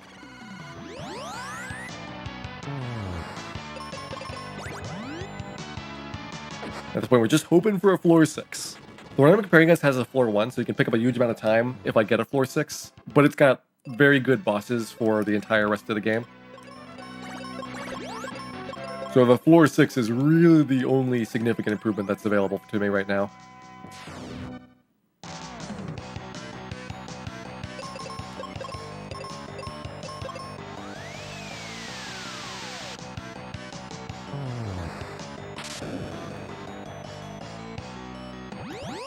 Right, since it's the floor 1, even a floor 4 or 5 would probably lose me a little bit of time on those fights. Floor 1's the second best, although it's still pretty bad compared to the floor 6 time overall. Between 1, 4, and 5, there's like a few battles difference. 1, I think, is 2 battles less than 5, and then 4 is like 2 battles more than 5.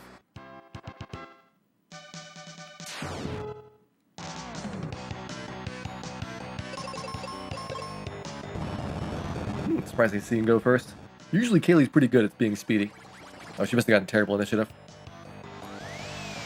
Go after both of the monsters there.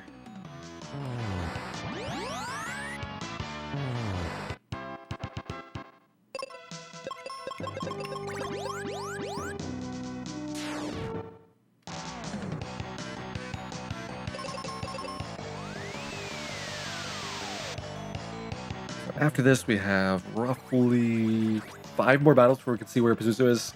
I need to get the flare spell along the way. That will help me with a couple of the fights. The flare spell, same spell slot as your meteor spell, but it casts faster, and it's fire-based rather than physical-based, so there are a lot of monsters that are going to take more damage from flare.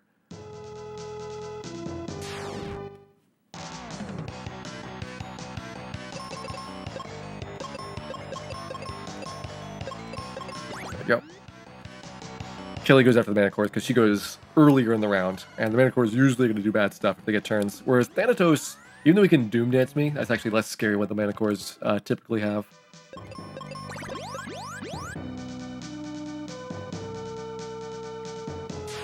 Here's the 2 fights to flare. Yeah, whatever. Just keep exiting. I could arrow here as well. Generally, though, you get put to sleep, and it doesn't even matter.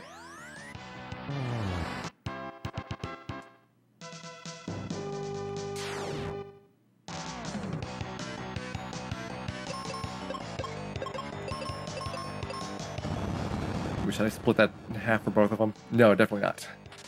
I was like, Carrie probably not going to survive 3 attacks.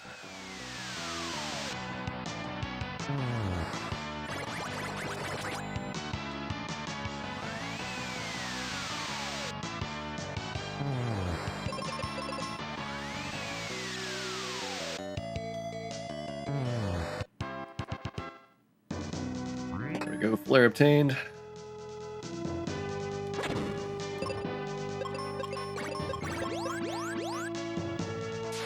Two battles here, both of which are flareable. And then the moment of truth. Using Sleep Blur on Kaylee does nothing, so I have her defend Carrie so that she doesn't get put to sleep. Getting confusing when I've named the characters very similar sounding things.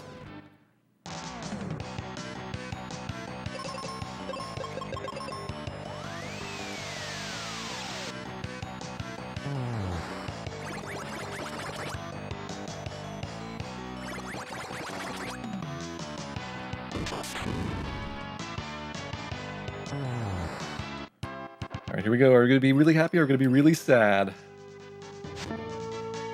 We are really sad.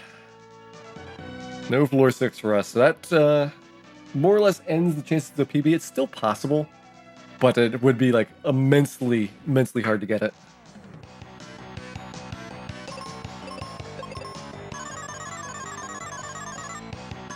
Actually, maybe we could. If it's 6 minutes to where I get Pazuzu on floor 1, and the fight goes really well, we might be a minute ahead. It'd be a very small advantage, whereas we almost had a chance. Almost had a chance of the 7 or 8 minute lead. That'd have been glorious. The last time I had a floor 6, I got a really terrible Zoo fight. Like, up until Zoo, it was excellent. And then Zoo just absolutely murdered us for like, I want to say 7 or 8 minutes straight. He was not kind.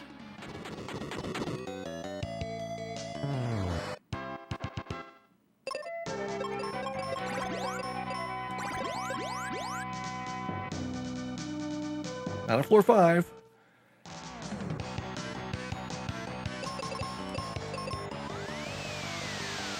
So now it's down to either the second best floor 1, but really nerve-wracking to see if it's true there or not.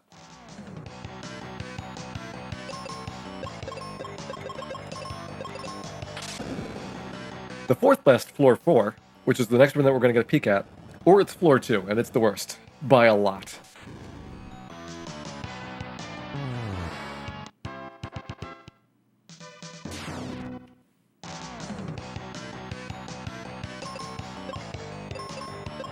Actually, let's do that. I probably don't need to worry about over-leveling if it's floor 2. Might just stop for the night. Floor 2 is probably the only circumstance in which you might conceivably go over level 23 with this route.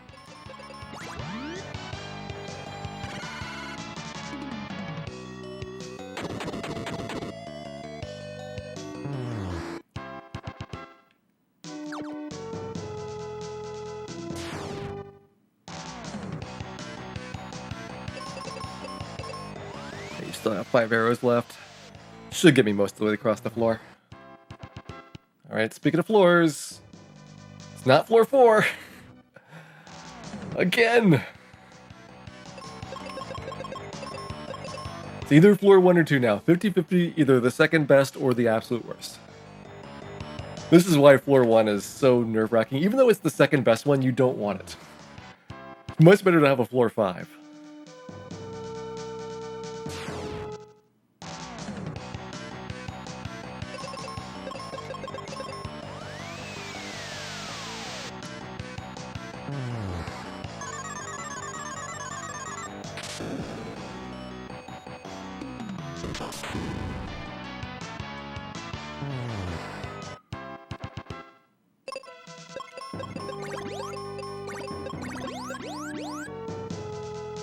It's not floor 4. We don't need that elevator switch. Wrong side. So we're going to see, is it floor 2? So we're going to cry.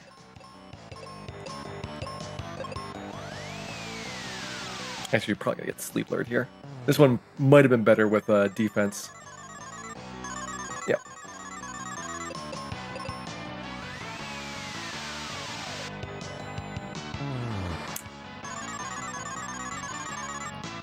Really doesn't quite have enough attack power to split that arrow in half.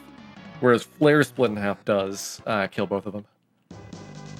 Not a floor 2. Alright, so it's a floor 1 again. Which means I need to hit the elevator switch, and then one more battle downstairs will take care of it. Still though. Where is that floor 6? Been so long since my last floor 6.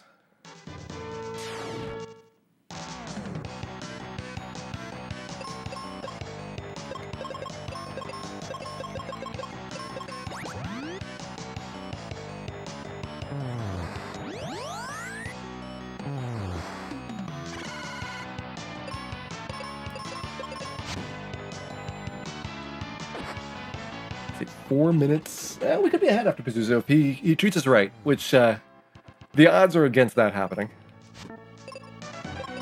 But it's not physically impossible for me to be in the lead still after this fight's done.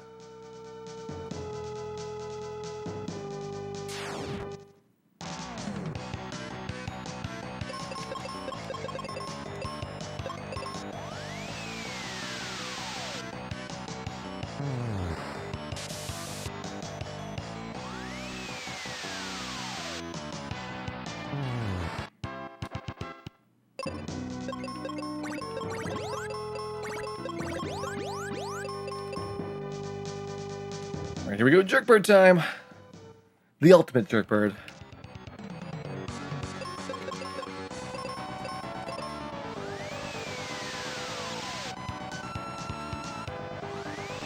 Good start. He's got a sit-up phase here, then he's going to start going into the Psych Shields. A couple more turns before that happens, though. Probably want to go for it. Do as much damage as I can.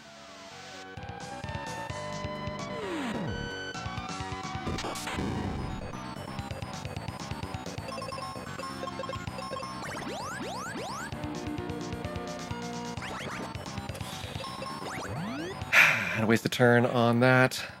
Now he's going to Psych Shield. I lost 2 rounds because of that for my attacks.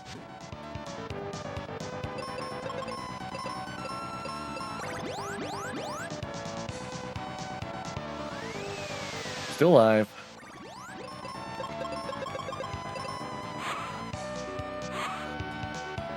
Decides to outspeed Kaylee. Very, very rare to see that.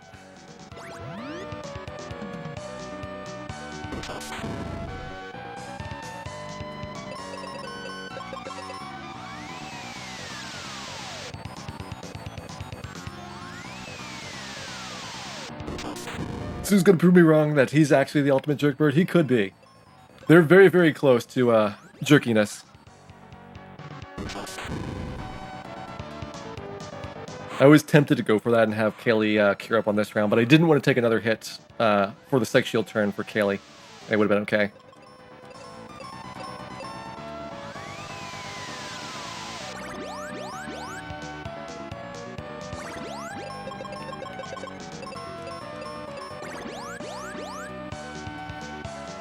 That one might have been better for an axe.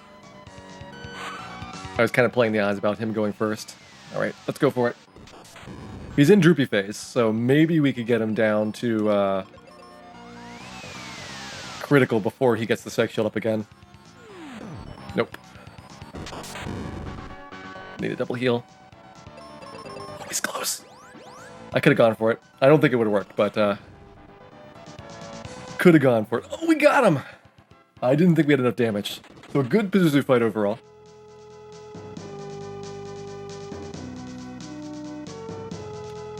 Monkey Breath knows what happens. Somebody kills me, they get the honors for the character name. So yeah, we made it to carry 2. All the way to carry 2, and then disaster struck.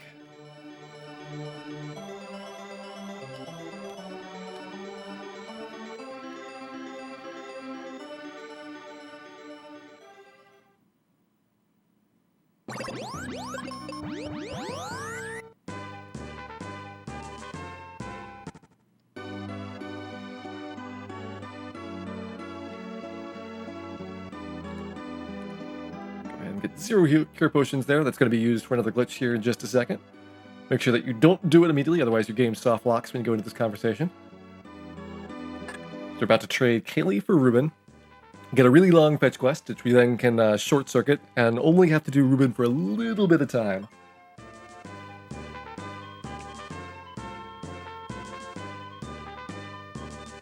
Oh, nice, Ruffleton. That is a bold move, naming your character after either Pazuzu or Zoo. I probably would not recommend that except for experts.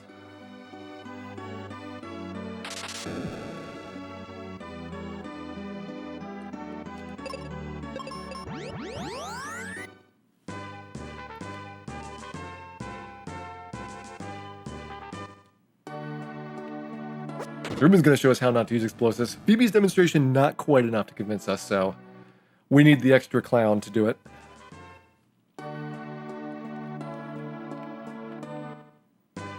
Oh, it does say to go talk to Kaylee. I thought it was kind of a mystery about knowing to talk to Kaylee to get the captain's cap in order to progress on in the game. But after throwing the explosives, he does tell you to go ask Kaylee about something. And it just so happens that she gives you the cap that you need to go and sail the boat.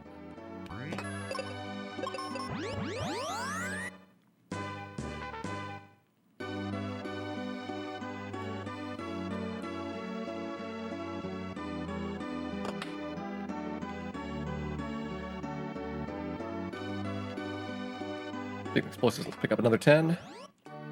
Would not want to run out at this point. If you didn't have the cap, the boat would not be there. It'd be like 4 squares away, and you'd just be kind of scratching your head about how you get to it. It's a very mysterious mechanic.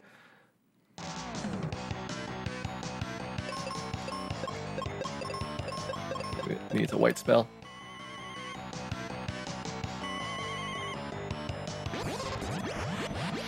One of Ruben's big downsides, he doesn't have any good single target spells. He also doesn't have a cure spell, he just has life. So he's not very good at a lot of things that Kaylee was doing for us during that previous section. So we're relying a lot more about the main character being able to go and clear monsters out and to be able to manage the battle.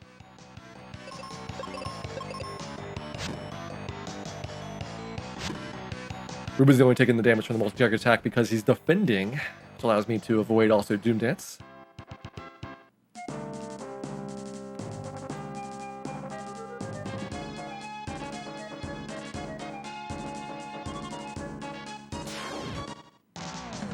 Am I participating in the Speed Gaming FFMQ tournament? I am not. Oops. I'll go ahead and life you. I just don't have time for most tournaments because of the way that they do the scheduling for them. It's really tough for me to go and be able to dedicate time to it. Behind the back. Too bad it was completely useless, Ruben. Still was impressive looking.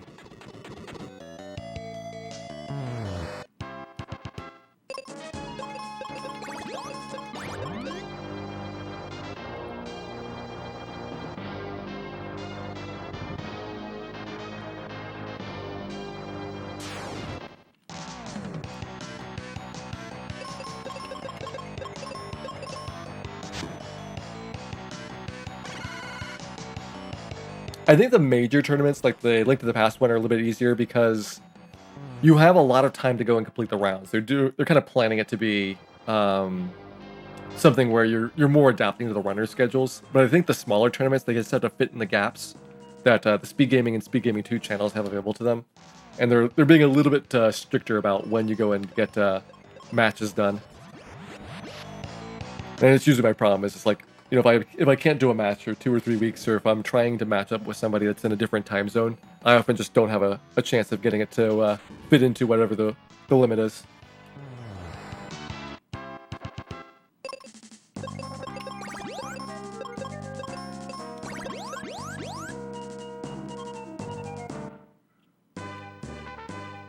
I don't know why I healed there. Makes no sense. Why would I heal there? That's where I'm supposed to be. So we're gonna go to the inn after this. Because we need to fix Ruben. Ruben's broken. Turns out Cure Spell's not powerful enough to undo the damage that's done to him. Probably done by Tristram.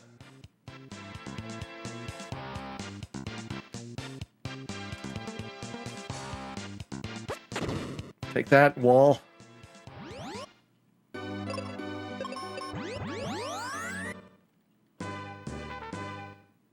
Hey, Sergeant Kills, welcome in. Oh, I do actually want to go to the inn. So we need to go drop Ruben off, get Phoebe in, our best partner of all.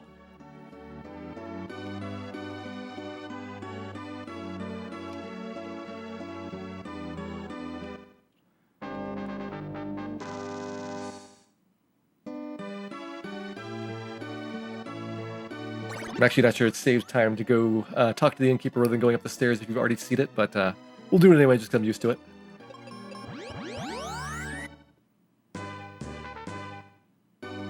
And one last trip up to the boat. Turns out we suck at sailing, but you need to sail to where Doom Castle's entrance is. No other way to get down to the bottom floor.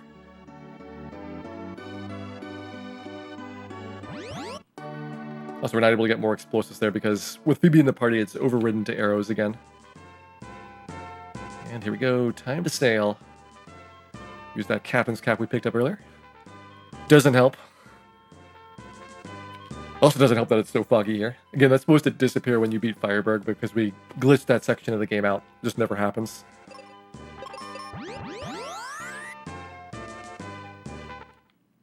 I might say Focus Tower, but this is Doom Castle. Home of the awesome music.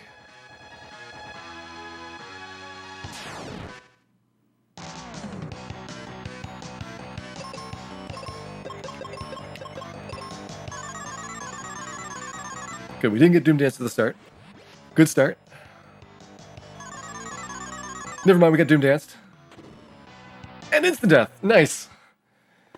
Good start. That's what I love about this game.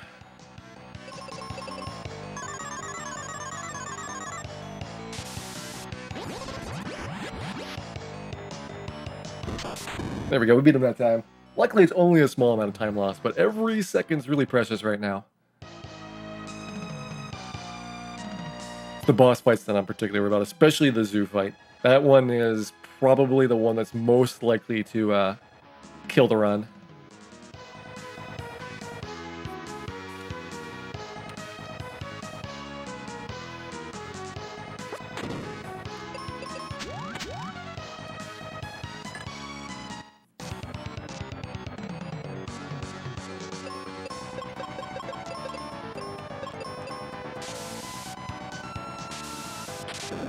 Behind the back thunder.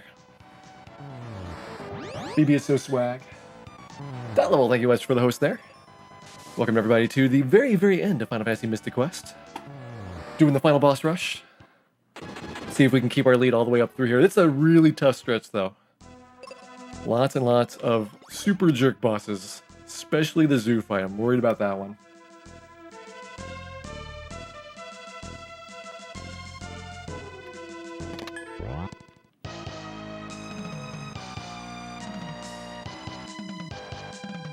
Remember Ice Pyramid? Turns out they got this awesome addition to it. I'm gonna fire you. Oh, the instant death.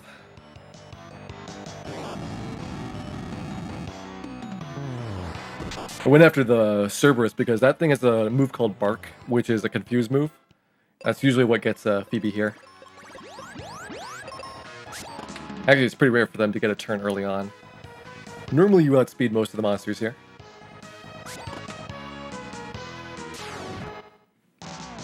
Especially this battle. Let's go ahead and white.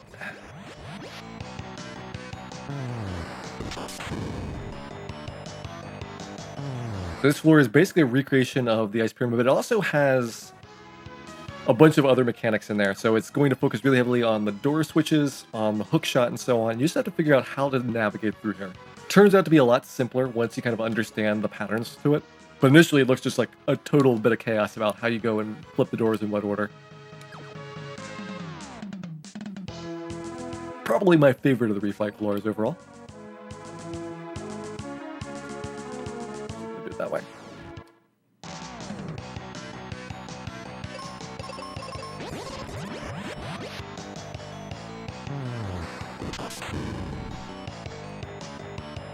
Love that Medusa spread as well. There's a couple of really good monsters that we didn't get to see before. The Medusa and the Cerberus are two that I just love the animations for. Especially the puppy dog with the white flag on his tail and the goofy eyes and his tongue hanging out when you go beat him up.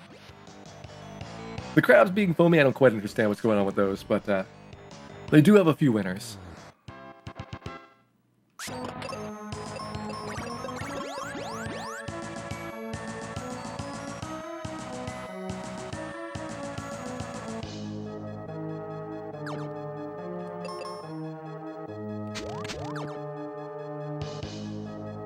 Hookshot our way around here, get to the west side.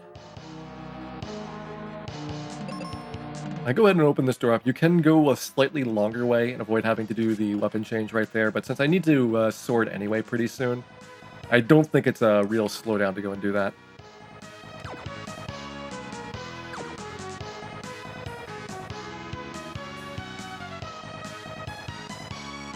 Plus, there's no battles where I need the claw magic damage, so I can just leave the sword out and get its speed bonus.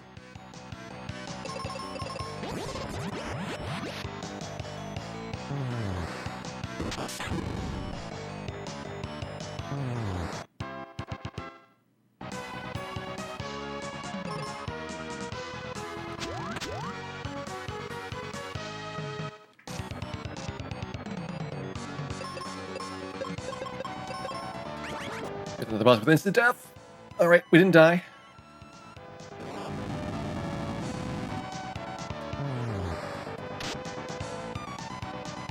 Got him. Two bosses they forgot to give instant death resistance to. Oh, Phoebe, why didn't you flame him? She's got a move which would one-shot that dog, and she knows how to use it, because she used it last turn. I don't understand her.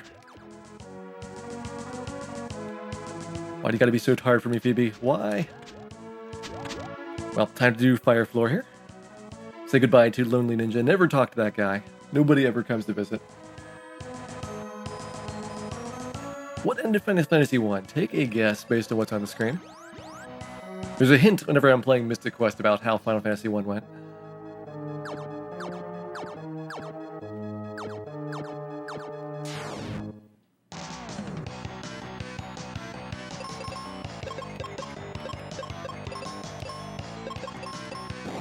Alright, we did get the Cerberus down.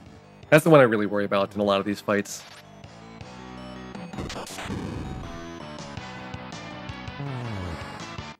Boom.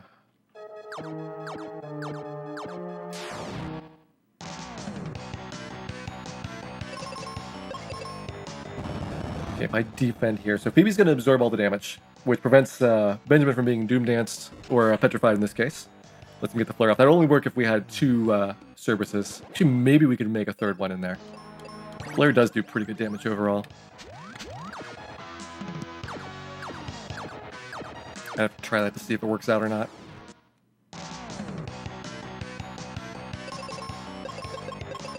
This one needs white because the genies don't have a weakness to fire. Almost everything in here, even though this is the fire dungeon, is weak to fire.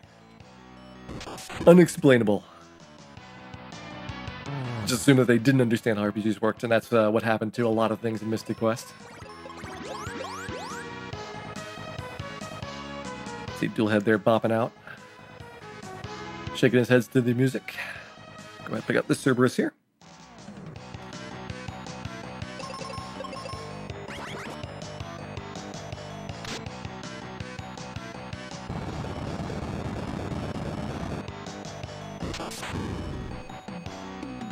Alright, that works really good. Really good there, as long as it's all Cerberuses, I guess.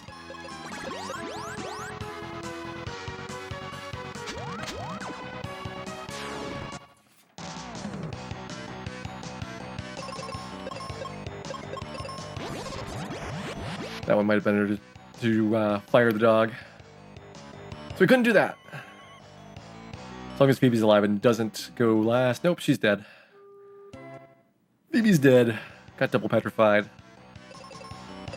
I think a slightly less chance of that happening if we go kill the dog first. But since the Medusas also have petrification, I'm just kind of relying on the fact that they're really slow.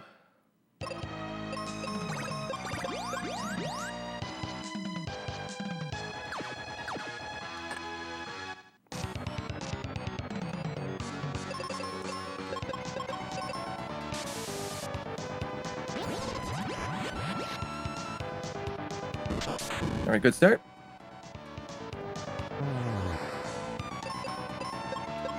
Battle's all about the arrows and not getting instant death. He was going to use Thunder because it's slightly better, and we just can't do that because Thunder was one of the spells that are skipped in the route. One of many spells that would be nice to pick up. We don't get Fire, we don't get Quake, we don't get the Life spell, and that's a really critical one overall. You're trying to just kind of minimize how many overall chest pickups you go after. Love the music in this game. I love the music in this game too. It's one of its strong points.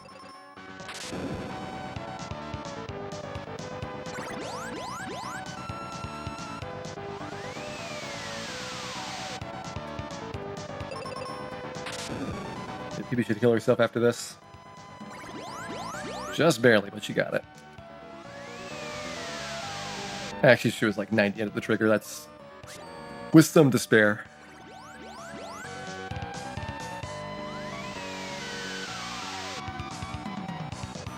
Okay, droopy head. So it takes a really long time to get to this point. I should have gone for it. Probably could have just had Phoebe go all out here, because it's only 2 hits when it's droopy.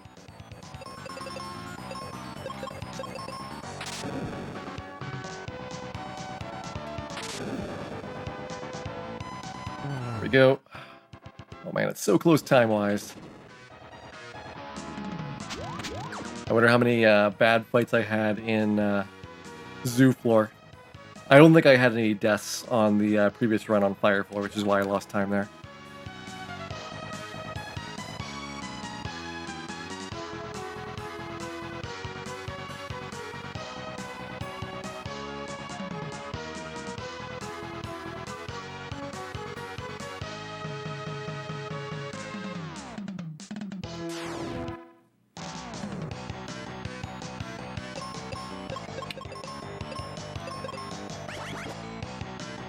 Good start.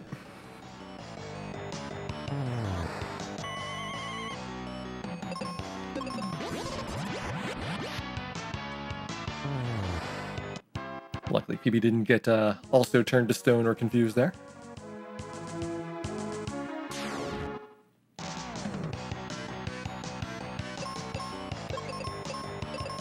So now you're not going to get the first strikes anymore because they stopped putting the weak monsters in the middle.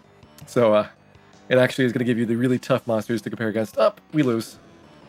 Got paralyzed and into death. That's something the Aegis Shield would have protected me against. Oh, this is turning into a super slow defeat too. Come on, just kill me faster. It keeps using stone, or the paralyzation. There we go. That was a rough one.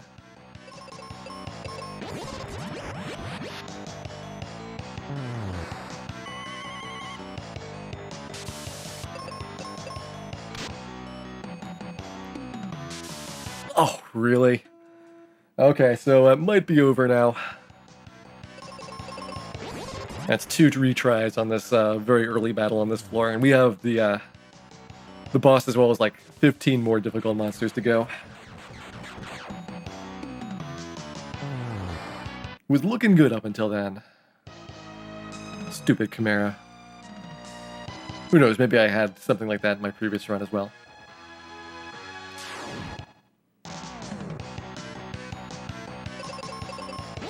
I'm having to wait here again because of the Chimera.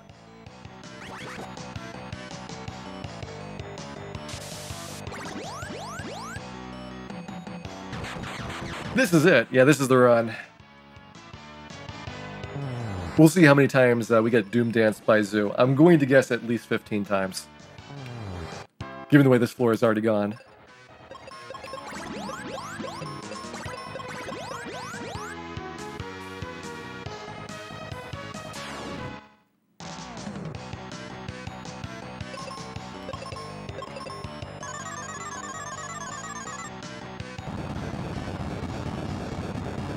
Actually taking a slightly slower strat to let Phoebe protect Carrie 2 here.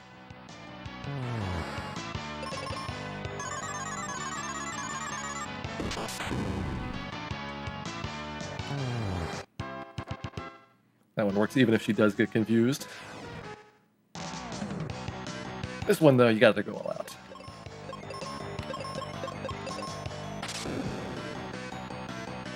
Vic believes in me. I believe in Zoo, so we got something kind of like a standoff going here. Who's gonna be correct?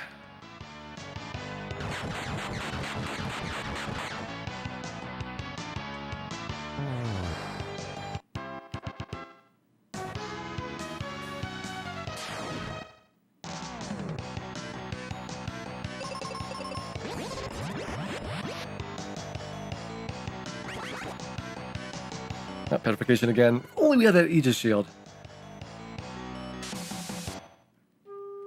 If only we had the Aegis shield. I think it would have paid for itself by now.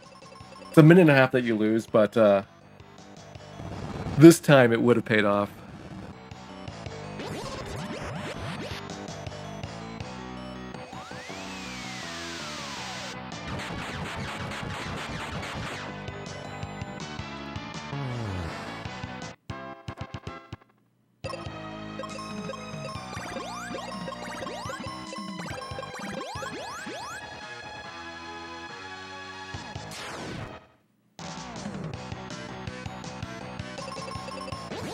We're just getting all the mana cores.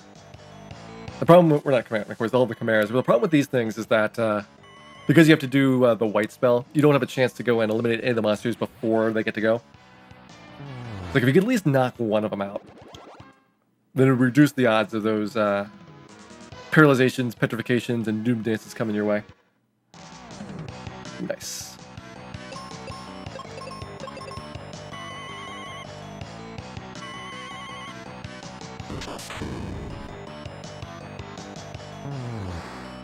Still got a shot. We still have a shot. Just need the world's most amazing zoo fight here.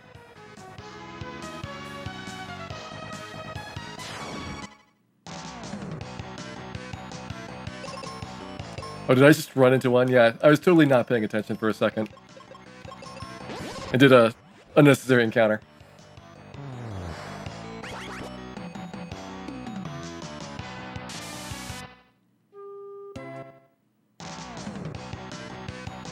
My bad.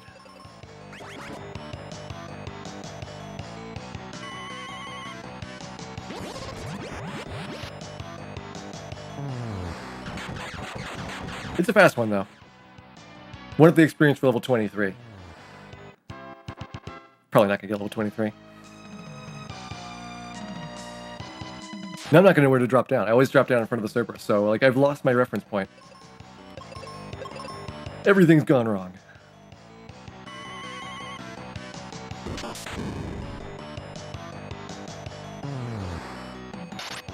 Right, there we go. We got rid of those jerks. And wait.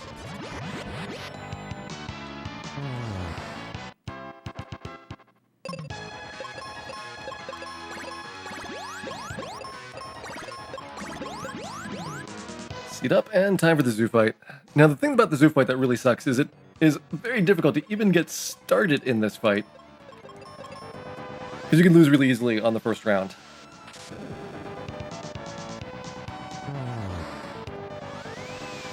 Alright, we got a shot.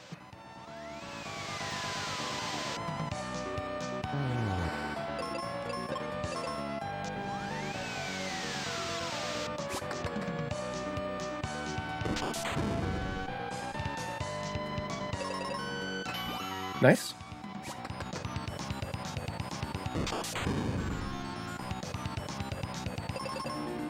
Playing it really risky here. Probably should have Phoebe go and heal up.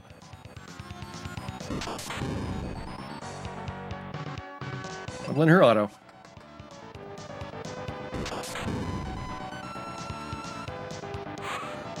Come on, give me a good turn. Alright, that works.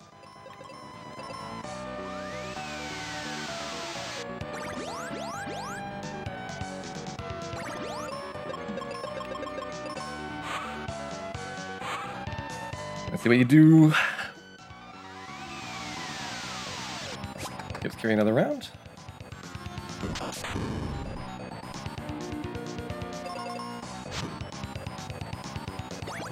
Alright, we're going for it. We are going for it.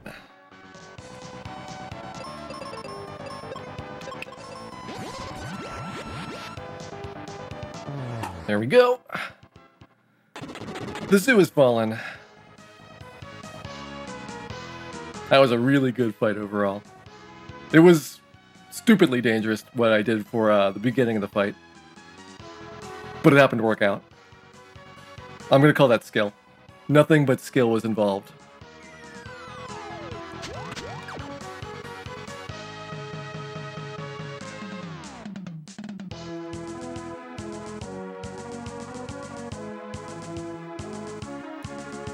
And here we are. Time for admiring our own statue for a while. Beautiful. Glorious. Why do we have a statue? We haven't done anything yet. I feel like Phoebe and Kaylee should get a statue. Main character has just, like, been hanging out with them this entire time.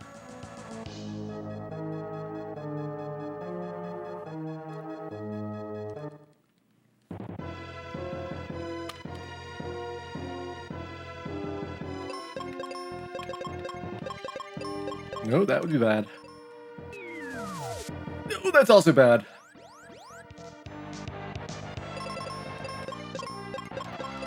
We're going for it. We're going for it.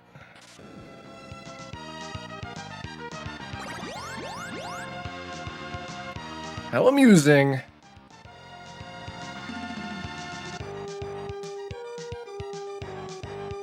Hopefully that's not all we can muster. We got one more cure spell with your name on it.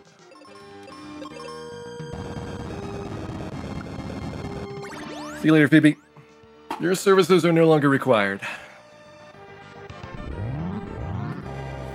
And that was Mystic Quest. Another Floor 1 PB.